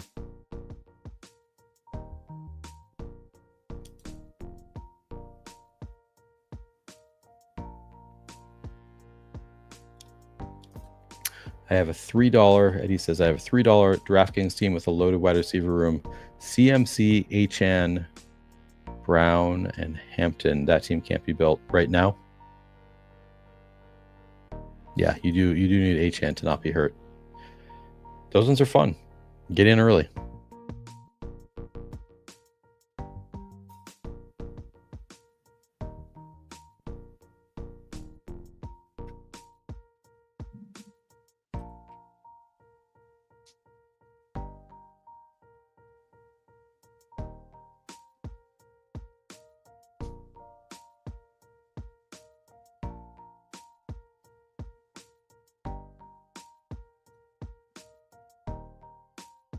I see PPR Tyler. I saw Tyler talking trash to me on Twitter, and I assumed it was Emo Cowboy, and I was very confused. And it's PPR Tyler talking trash to me about Best Ball Jeopardy, which I think we're doing next week. I'll have to check the schedule on that. But I'm obviously going to crush the kid. He's got no chance. I got the veteran Wiles.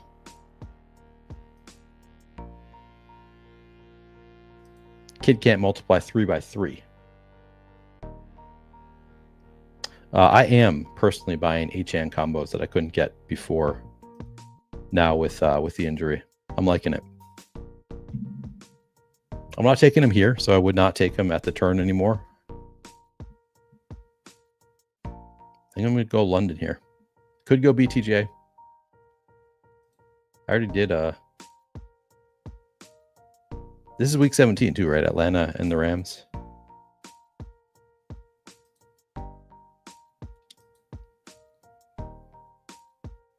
Fun start. Puka and Drake London.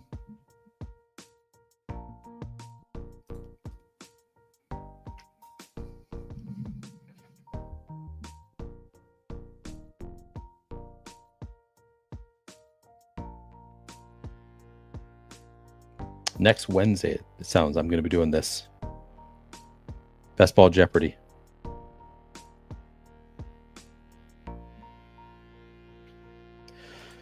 WFM Warehouse, I agree with you. However, do you remember that that I did? You probably don't remember. I posted about it on Twitter, and people were disgusted by it. But some my friends and I did an Uncrustables and bourbon party. I don't remember where. Like one of my friends got the idea from TikTok or something. Somebody posted about it. Or it was like a joke thing, and he decided that we should do it. So my wife and I, and actually the friend who had the idea, hosted a bourbon and Uncrustables party. I think that was the only time I've ever had Uncrustables. The bourbon was good. I'll say that. The bourbon was good. Don't really think they go with Uncrustables that well. It was a fun party though.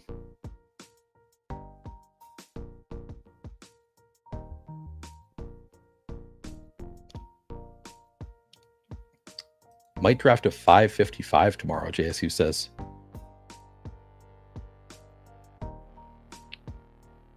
I feel extremely uncomfortable in any major field contest where I don't have a Ram or a Falcon. Feels like you'd be in first and dead that game. Is that the final game? Is that the one that plays on Monday night? I forget. Yeah, that game feels like a good one with a shot to go off. Just got back from Louisville. What's your bourbon of choice? So I am not a sophisticated drinker. I will drink most things. I mostly drink Maker's Mark. I will say I really like Maker's 46 in particular. Just feels smooth to me. I also drink on the rocks. I don't drink straight bourbon, but I drink bourbon on the rocks happily. Just needs to be cold. Makes all the difference to me.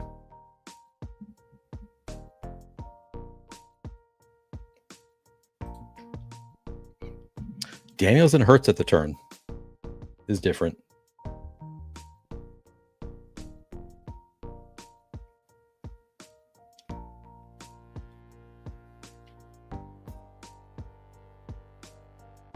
This could be an interest. And then Mike Evans. You guys did not get into this draft with me. And it's going to be a weird one.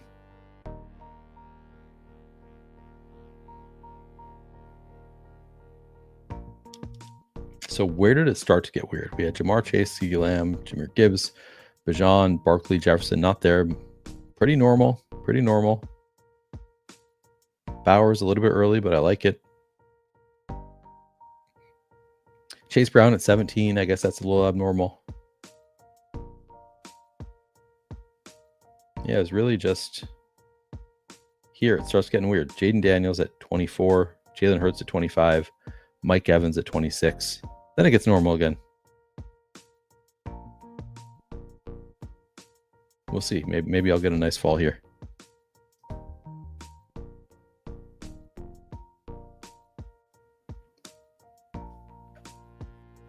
Appreciate you. Stack and Relax says hit the like.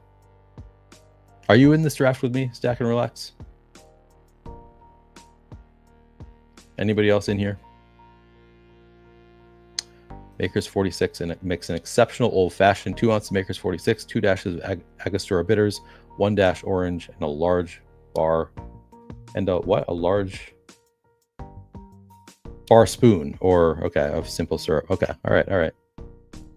Not in it. Okay. The dream was that Omarion Hampton would come back to me at 35.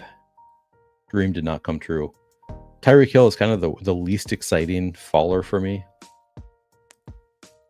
Oh, Kyron. I'm just going to do Kyron. Build out that game stack a little bit.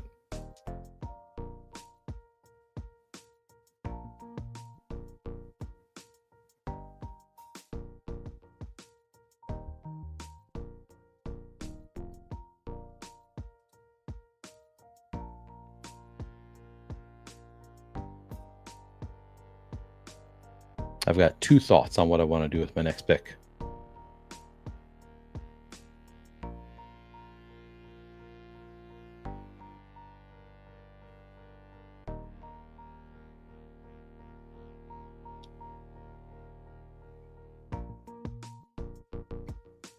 All right, do I want to go?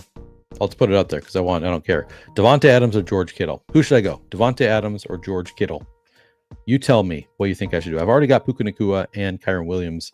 Do I want to continue to bet on, okay, it's James Cook, not Krosky Merritt. Do I want to continue to bet on the Rams, or do I want to take George Kittle?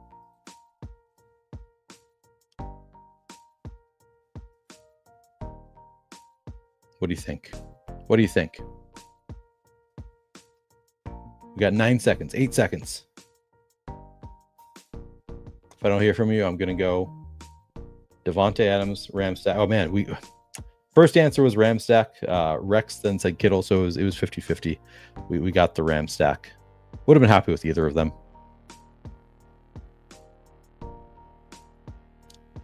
So we got a full-on game stack. Puka Nacua, Drake London, Kyron Williams, Devontae Adams is the team so far. Kittle would have given me one more out. Now I'm like gonna be nervous about getting Matthew Stafford, which doesn't feel great. That's fun. Fun team stack. Fun game stack.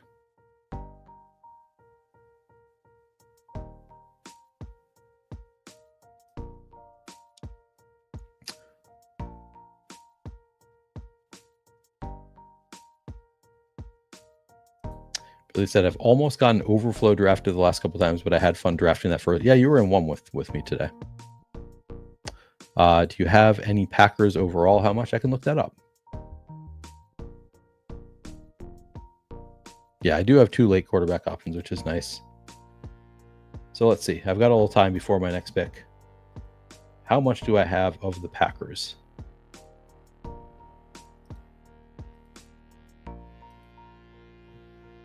Does this work if I just search Packers? Let's see. Nope. Nope.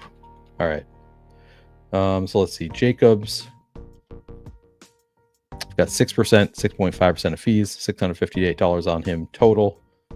Matthew Golden. That's interesting that he shows up twice. Okay, so he must be listed differently. I don't know how this works. He's showing up separately into whatever, but I've got some Golden. Looks like I've got about $900 on him. Reed, I've got more of, nearly $1,400 on Jaden Reed. Jordan Love, I've got 8% exposure. Oh, maybe one of those is like rookies and sophomores drafts only. I don't know. Tucker Kraft. Ooh, I thought I had way more Tucker Kraft than that. That's kind of disappointing. Only $300 spent on Tucker Kraft. Romeo Dobbs, $1,100 on him. 11% of fees. What other? Savion Williams, got 3% exposure. Not a ton there. Wicks, $45 total spent on him. Marshawn Lloyd is actually going to be a lot. 9% exposure. Emmanuel Wilson, got $50 spent on him. All right, I think that's all the Packers I have.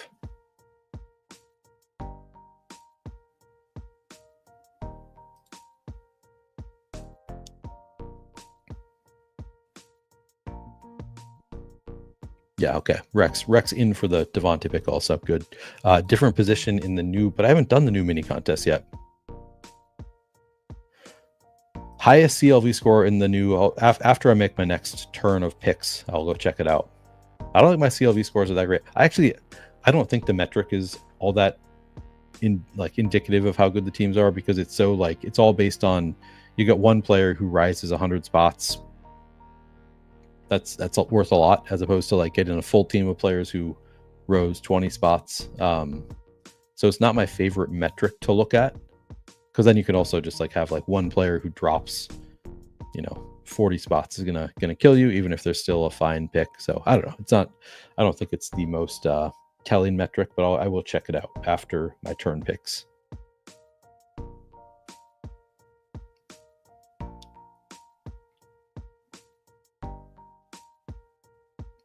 Okay, Chris says that it is rookies and sophomores.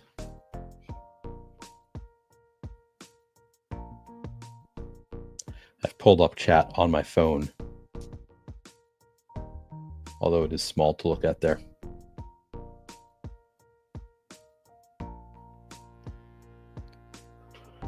All right, we're at pick 59.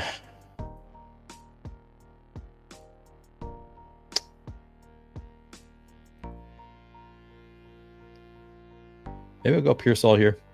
Let's do that.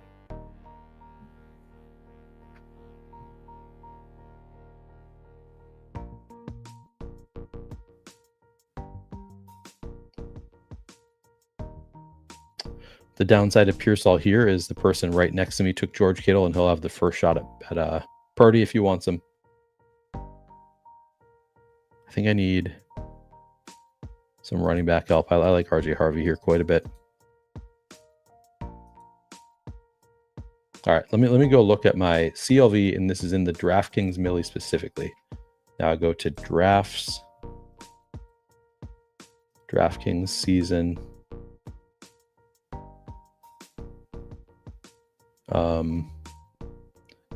Oh, contest, I see. Okay.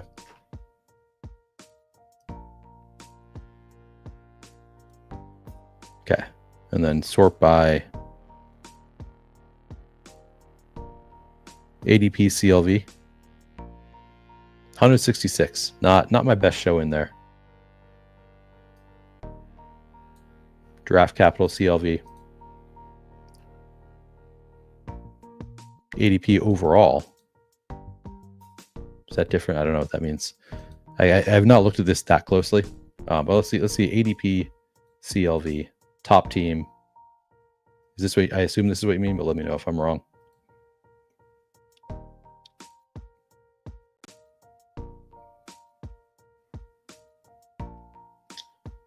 Team is Lamar Jackson, Caleb Williams, CJ Stroud, Devon Achane, Chuba Hubbard, Tony Pollard, Aaron Jones, Ja'Cory Krosky-Merritt. Okay, see, this is it's because I took Ja'Cory Krosky-Merritt to pick 204. So just one player heavily influences how good it looks. Sean Tucker, Ollie Gordon, Nico Collins, Mike Evans, Zay Flowers, Luther Burden, Brandon Ayuk, Keenan Allen at 156, Josh Palmer at 181. So those are some of my better CLVs.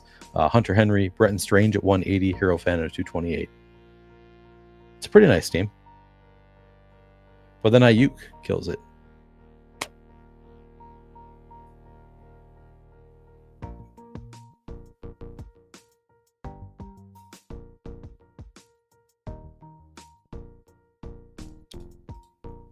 I posted a team on Twitter earlier. That's the only 555 that I have completed. I'm in the slow draft right now, but I've only completed one, and it's one of my better CLV teams is in the 555.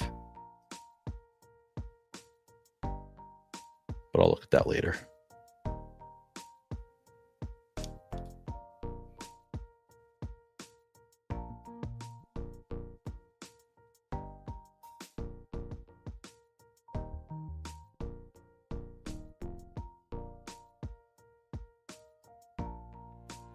Nick's at 76. He has kind of a wide band, it seems like. He's gone early in a lot of these drafts.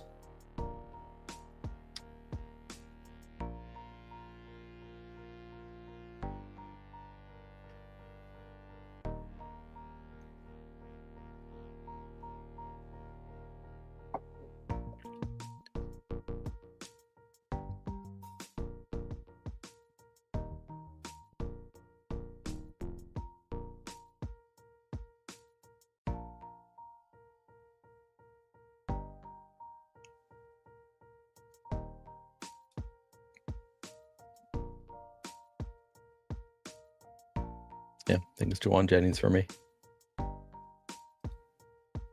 Got the another stack now of San Francisco.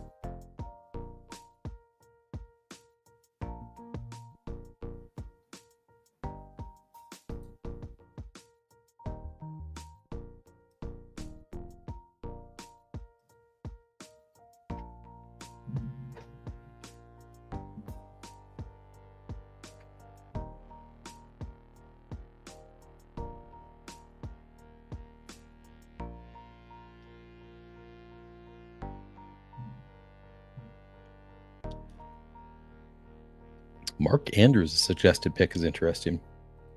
I guess I don't see any reason not to do that. I do need a tight end. This is why I don't have much Tyler Warren, though.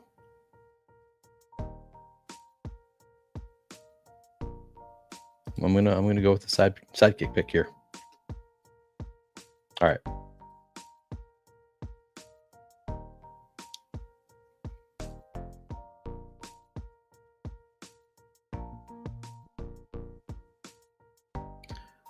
Everyone is okay drafting Rice in the double-digit rounds, but won't take Ayuk at 120 plus. What do you mean the double-digit rounds? Talking about Rashee Rice? He goes much earlier than the double-digit rounds.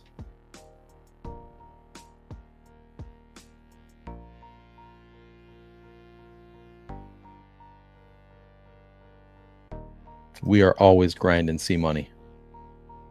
This will be my 10th streamed draft of the week. 4 yesterday, 4 today. Did 2 on Monday. We're having a good time in DraftKings Best Ball Week. Double-digit picks. Okay.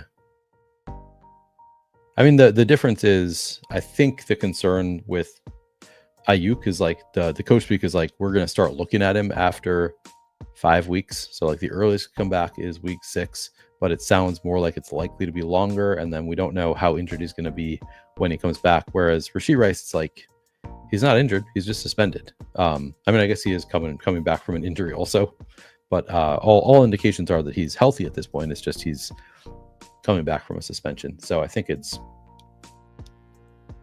a little bit more like when he plays, we assume he's going to be good, whereas we don't know how long it's going to take Ayuk to get up to speed. But I think he's a fine pick where he goes. I think, a decent amount of Ayuk. Fact check myself on that.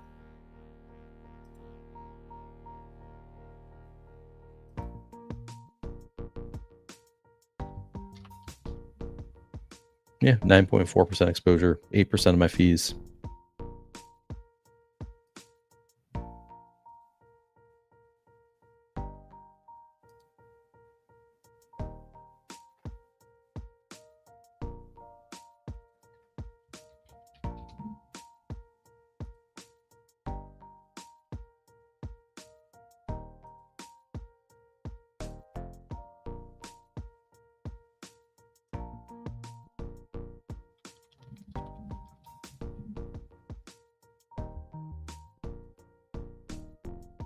All right, how we looking?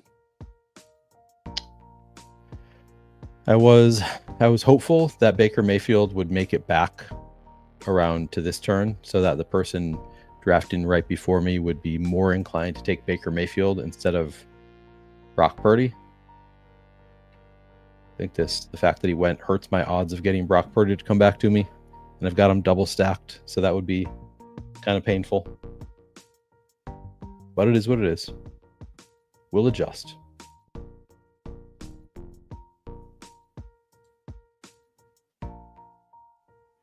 Strange, your highest exposed. Not a bad. I think he's like where he goes is pretty nice. Wait, is this real, Vic? Are you a new father? Congrats if that's true. That's really exciting. 6 pounds, 3 ounces. Yeah, Brock Purdy goes the pick before me. Sorry, we got to get back to. I lost track of where I am. I might just do Drake May since I think I'm going to do that. I'm going to do Drake May.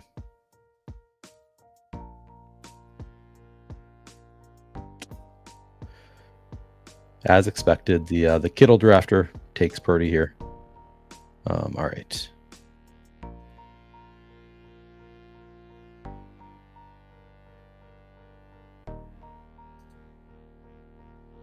J.K. Dobbins. Okay, we're at 1351.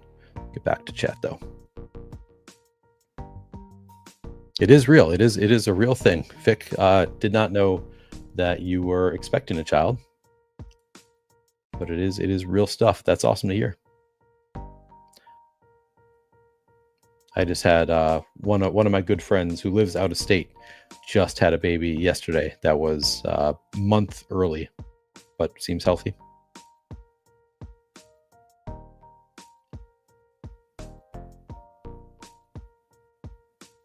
Is this your first child, Vic, if you're still here? I'm sure you're dealing with a lot of chaos right now.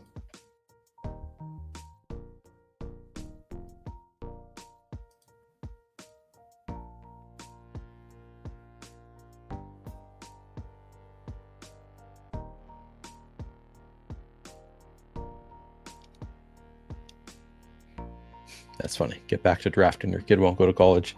Kind of think probably the opposite is true for most people. Like, you better stop this gambling.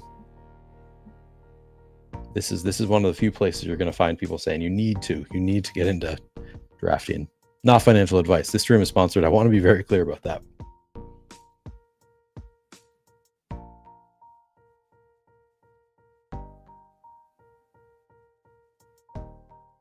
Oh wow, third child for Vic. You haven't. Oh, that's a wide gap in kids. That's exciting. Good for you. 19-year-old son, 4-year-old son, and now a baby girl. First girl. That's exciting.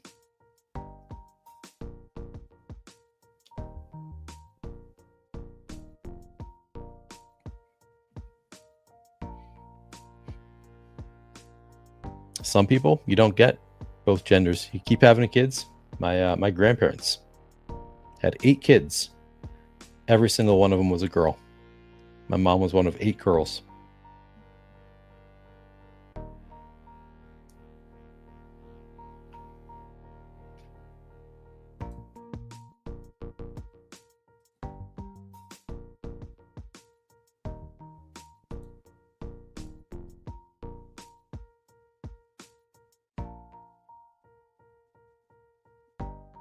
All right, so the team so far, I've got Puka Nacua, Drake London, Kyron Williams, Devontae Adams, Ricky Pearsall, RJ Harvey, Jawan Jennings, Mark Andrews, Drake May, J.K. Dobbins.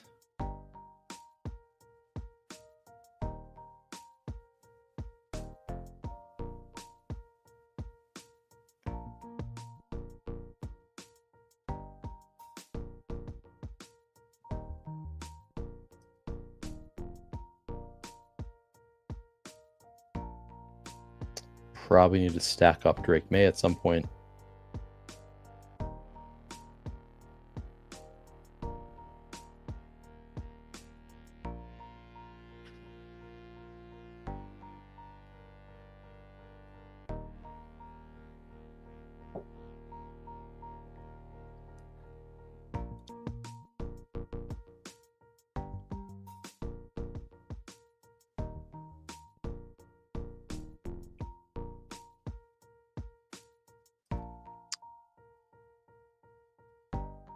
Quinshad Judkins at 122 in this one. Joe Mixon at 114.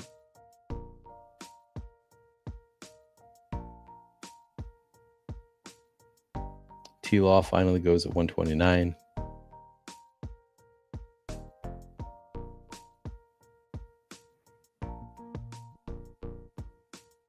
Just looking at the team on the turn there as I think about what I might want to do.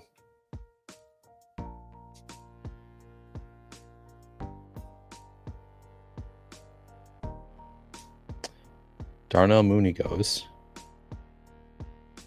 So I think I can go Ja'Cory Krosky Merritt here.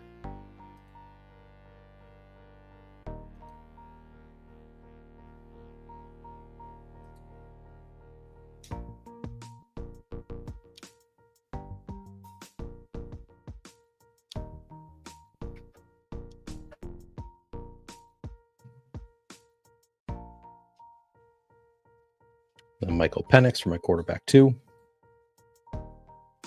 Since I've got Drake London.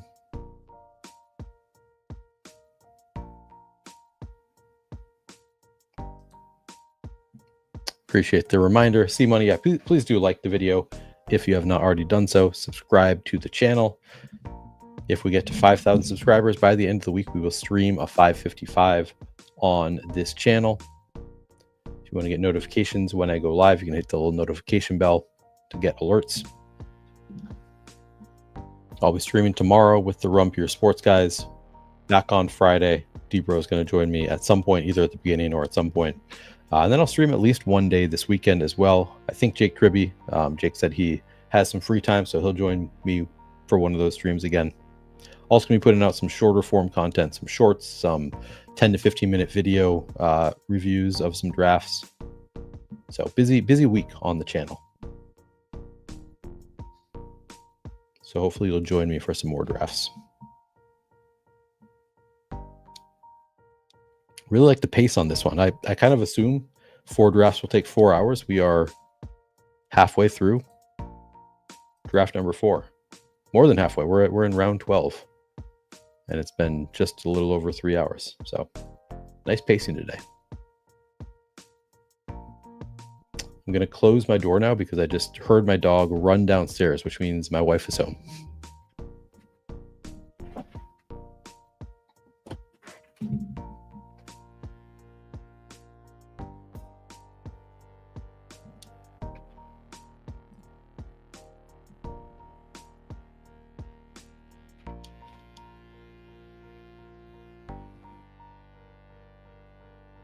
So I'll tell her that he has not had his lunch.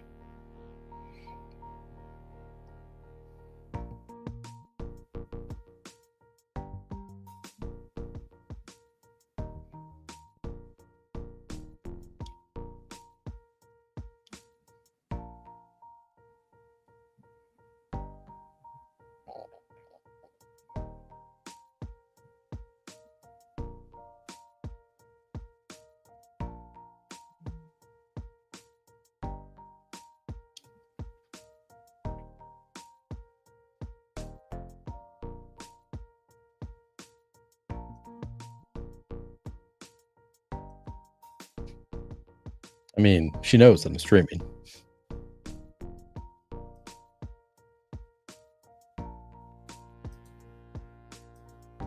But all right, so we're at 2-4-5-1. The team now is Puka Nacua, Drake London, Kyron Williams, Devontae Adams, Ricky Pearsall, RJ Harvey, Jawan Jennings, Mark Andrews, Drake May, J.K. Dobbins, Ja'Cory Krosky Merritt, and Michael Penix.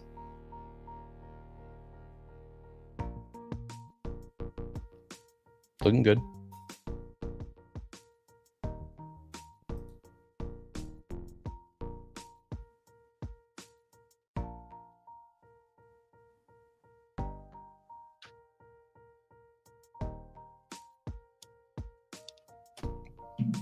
Ayuk finally goes. Pick 148. Braylon Allen at 147. I kind of thought he was going to continue moving up. He's sort of stalled out in his ascension up ADP, up draft boards, which I'm glad about because I Didn't have a ton. Started to get a little bit more.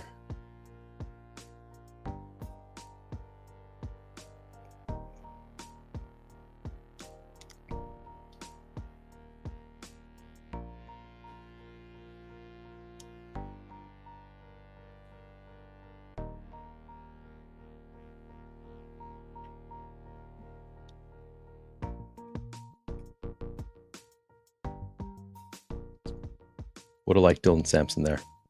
Not going to lie to you.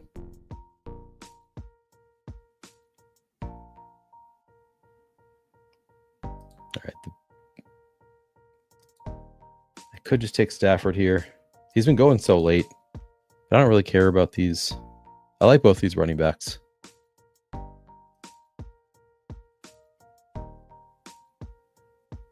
Maybe I could have pushed it. I don't know.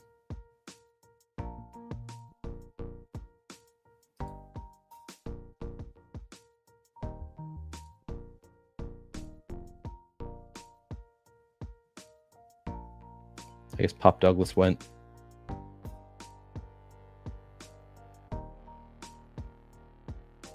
Yeah, Pop Douglas went at 141. Okay.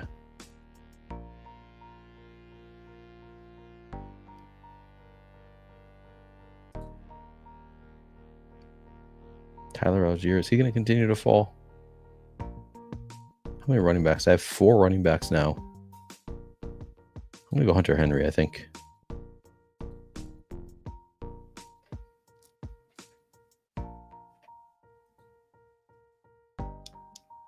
To 3-4-5-2.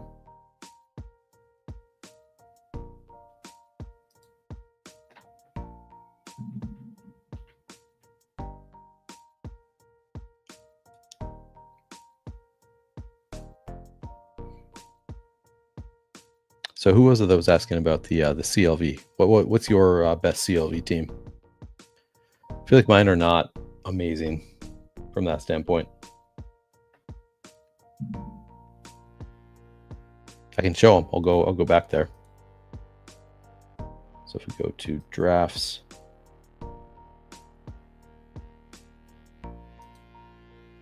a lot more really bad ADP value. What is this one? Let's just take a look at what does it look like when you lose 173 picks in ADP value. It's a slow draft from 627.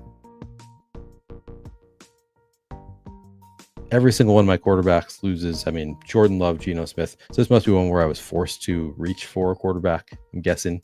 But every single one of my quarterbacks I took way ahead. Breece Hall, Joe Mixon. Okay, so you can see how this happens. A lot of injuries. Joe Mixon, Cam Skadoo, Breece Hall now being competing for spots. Jawan Jennings injury. Jaden Reed injury. Okay. Some sweet CLV on Dante Thornton. Yeah. All right. Lost a lot of CLV across this one. Throughout.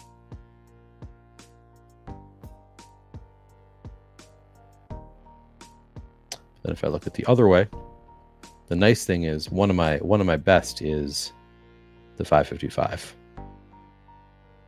Picked up some CLV on that one. Josh Allen, Brock Purdy, Trevion Henderson, Jordan Mason, Bashal Tutin, Austin Eckler, Jerome Ford, Corey Krosky-Merritt, Jarquez Hunter, Malik Neighbors, Terry McLaurin, Ted McMillan, Juwan Jennings, Keon Coleman, Luther Burden, Pop Douglas, DeAndre Hopkins, Brock Bowers, Theo Johnson, Harold Fannin. Heck of a team. Heck of a team.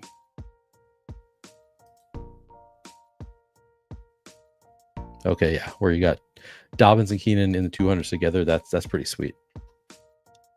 At least from a seeing it. As long as you don't have any zeros throughout the rest of the lineup, that's a fun one to have. Even more fun if you also got Corey Krosky-Merritt.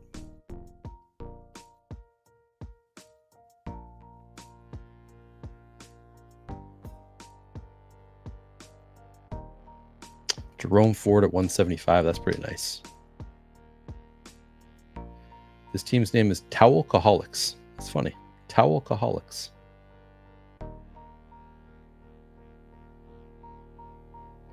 I thought Tyler, for a second there, I started to dream Tyler Rozier going to make it all the way back to me.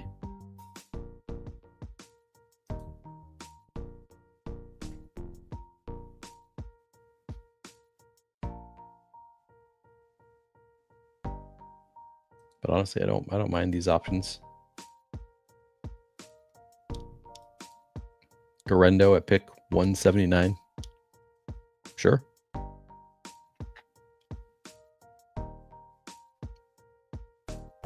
Load up on those Niners. Pearsall, Jennings, Garendo.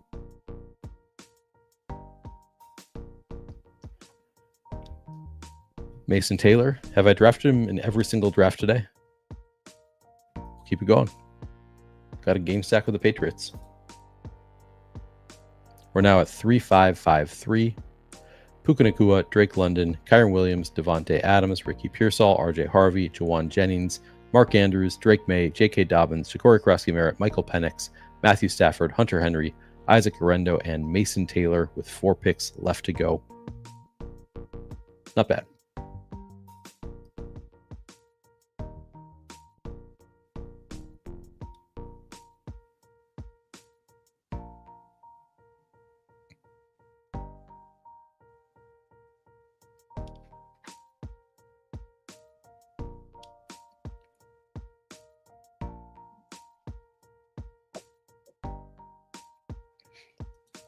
Yep, easy click is right.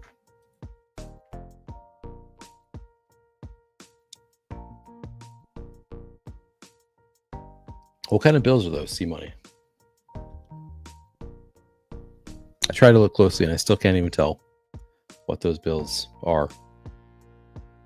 $100, that's a $100 bill. Okay. Had to make my screen bigger.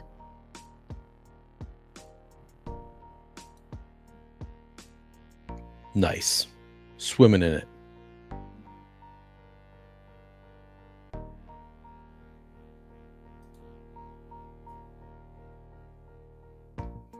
Yeah, what else can you see on Best Ball Explorer? I think like I'd like to look at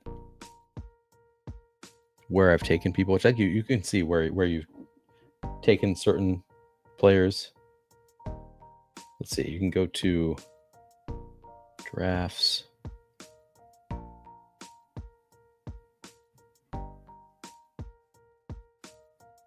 Oh, players. I can search players.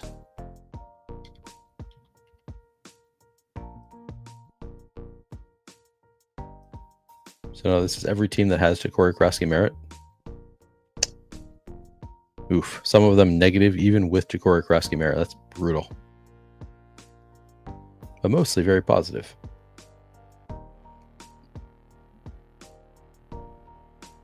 Pick tendencies. Teams with Ja'Cory Krosky-Merritt.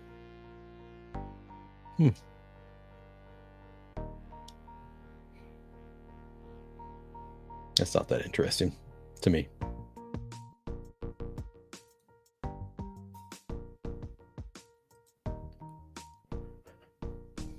Can we see best CLVs? I mean, that's what I looked at before. But yes, we can do drafts, clear out DraftKings season, drafted teams. So yeah, the best one by far, 272 picks of ADP CLV. I think I might have read this one. But yeah, Drake May at pick 126 is pretty nice. Omarion Hampton at 54, RJ Harvey at 67, Travis Etienne at 115, Dylan Sampson. See this one, like it'll be good if Quinshon Judkins misses, but Dylan Sampson 187 and Jerome Ford 198. A little bit of CLV, I guess. Egbuka at 91 feels pretty good. Pop Douglas 174, Dante Thurton at 235, Goddard and Ferguson a little bit of CLV. So yeah, that's not bad. I like that one. When did I draft this one? I'm sure it says somewhere. Oh, it's a slow draft that started on June 27th. Oh, we are almost up. All right.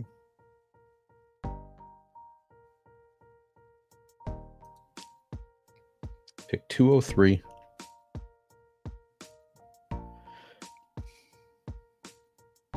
Got Drake May, Matthew Stafford, and Michael Penix.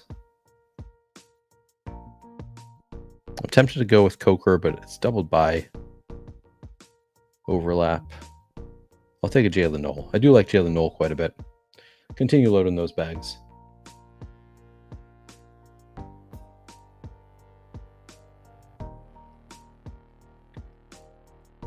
Should have gone Io Minoris, but I should have done. He went. But I can load up on how many wide? I have 6 wide receivers still, so I still have some room to take wide receivers.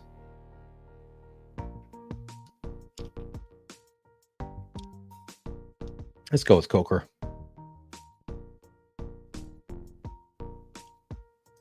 3-5-7-3.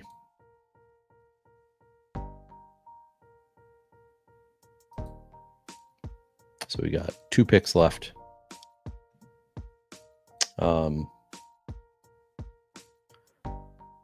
This stream is sponsored by DraftKings. I don't know if you'll mind if I take a quick peek at my top CLV elsewhere. So for the regular season, on the other site,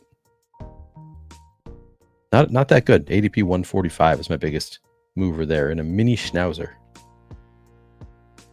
Nothing too exciting there. DraftKings the better ones. And I guess I've only played 1 contest type on DraftKings. In the Millie Maker, the $20 Millie Maker, which maybe I looked at this one before. Lamar Jackson, Caleb Williams, CJ Stroud, Devon Achane, Chuba Hubbard, Tony Pollard at 84, feels pretty good. Aaron Jones, 85. Ja'Cory Crosby-Merritt at 204. Ollie Gordon at 229. Keenan Allen at 156 in this one. Yeah, we did look at this one already. It's a nice team.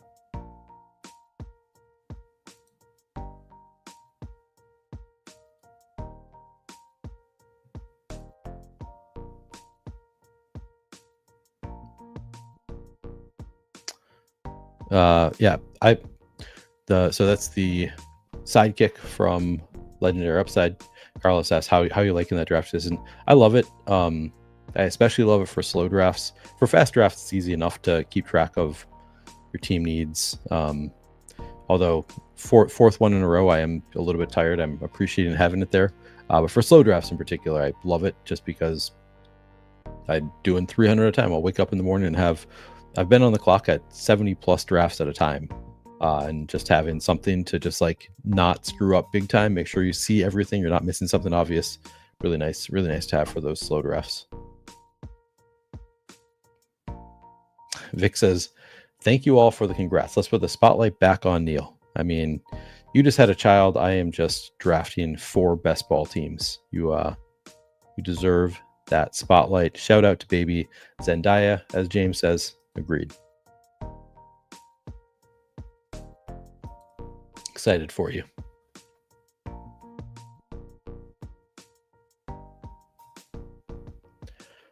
Three, 5, 7, 3. Might just be a 3-6-8-3 classic build. We'll see. I think I want to do one of the Rams. I got JCM in this one, so I'm not going to do C-Rod. I think I prefer to do one or the other. I'll do another. Should I just do the same thing I've been doing in every draft? No, because I have Kyron in this one. So I'll do Giddens, maybe. I'll do Giddens.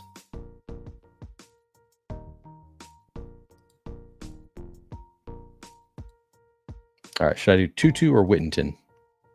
Tell me what you think. Tutu or Whittington? Because I've got Stafford.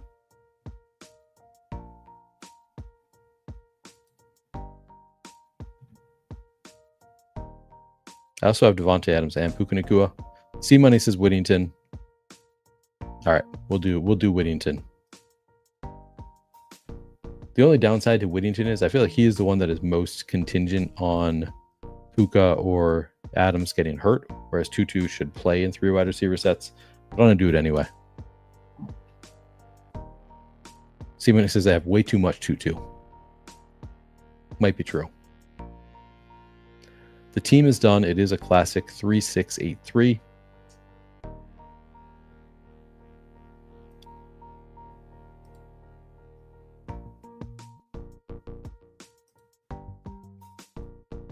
how much Tutu do I have? I only have $485 on Tutu. 4.8% exposure. Less Whittington, though.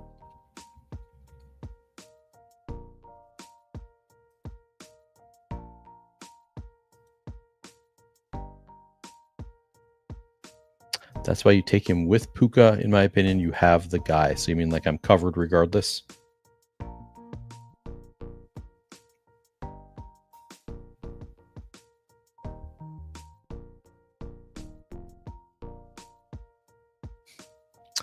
Thoughts on Ja'Cory Krosky-Merritt moving up faster than Heartburn?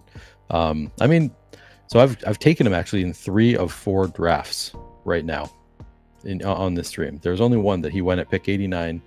I'm generally like at pick 120 is where I start to think he's a pretty good pick. And I've gotten him at pick 120 or later in all 3 drafts. So I think like it makes sense that he's moving up. I think it's a little bit much to take him in the 8th round. It's probably a little bit much to take him at the beginning of the, is it the beginning? It's the end of the 10th round where I take him, where I've started taking him. But I like him at the next turn quite a bit. If you can get him at, 13th, 12th round or later, maybe even 11th round or later. I think he's a pretty solid click there.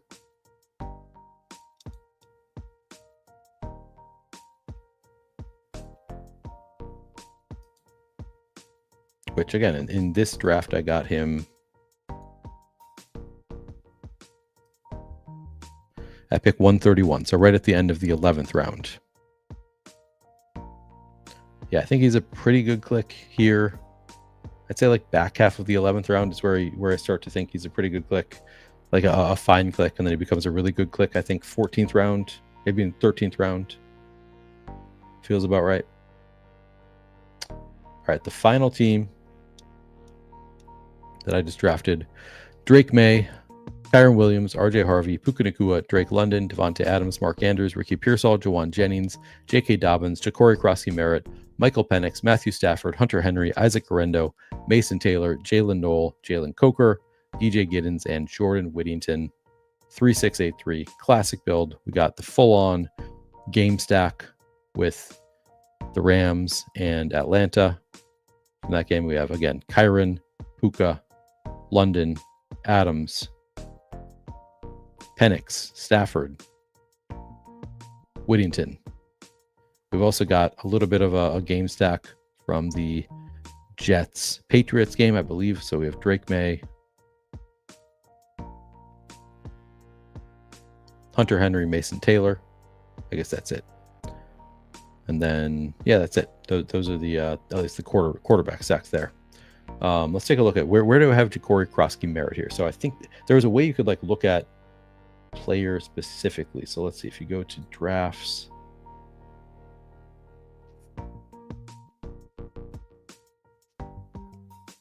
all right, where do I go here?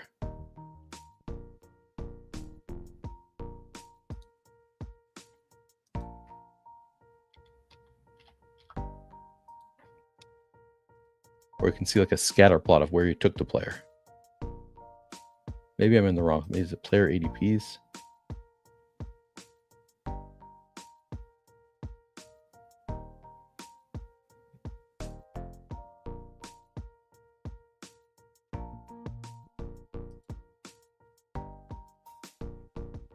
All right, this just shows how his ADP has risen.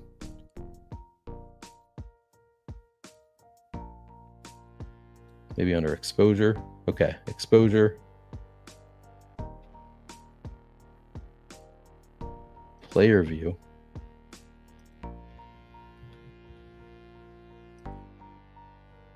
Here we go. All right, so you see I did not take a ton of Ja'Cory Krosky-Merritt early on, but then I've been taking him a lot as he's slowly risen up to like pick 175. So this is most of them later than pick 175 for me. So I was not ahead of it. I was taking him with the market, and then he just exploded. I guess up to pick 150, but it's a lot higher than that now.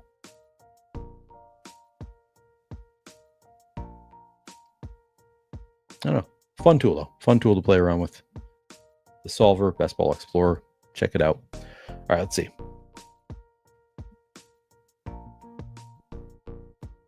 Carlos had 20% of them before all the hype. That's got to feel pretty good right now. Yeah, Vic says, every draft I've been in, the earliest he went was a 6th round and latest 8 to 9 rounds. Just wanted to know if I reach, is it fair game or am I giving away ADP if I do that? I feel like it's a little bit too much. I'm not that worried about giving up ADP to earlier drafters. I think you just draft the best teams that you can at the time you're drafting is generally my approach. I just think that's a little bit early for him to go. I mean, 6th round, definitely too early. I don't know, 8th, 9th rounds, I guess, depends on what's available there. Like, are you giving up too much for him? If you don't need a quarterback right there, maybe it's fine if there's nobody else you love. But I think the earliest that I'm going to take him is probably going to be 10th, 11th round. I think maybe 10th round. About the earliest I'll take him. But yeah, I think a lot of sharp people are taking him. I mean, we just saw the Slappies in Ship Chasing took him in the 8th round in a $2,200 draft. So those guys, they know their ball and they're taking him earlier. So I think it's fine, but that's a little bit early to me, a little bit too rich for me. It is 5:30 Central. I've been streaming for 3.5 hours, 4 drafts down today. We're going to get out of here. I'll be back tomorrow with the Run Pure Sports guys at 3 Eastern for a draft. Looking forward to that. You should go check that one out. I think I'll be streaming it to this channel as well. So if you guys join me for that. Otherwise, I'll be back on Friday. D-Bro's going to join for that one. I'll be streaming on Saturday as well. Thank you all for hanging out with me today. Looking forward to seeing you again soon. Happy drafting. Catch you later. Congrats to Vic.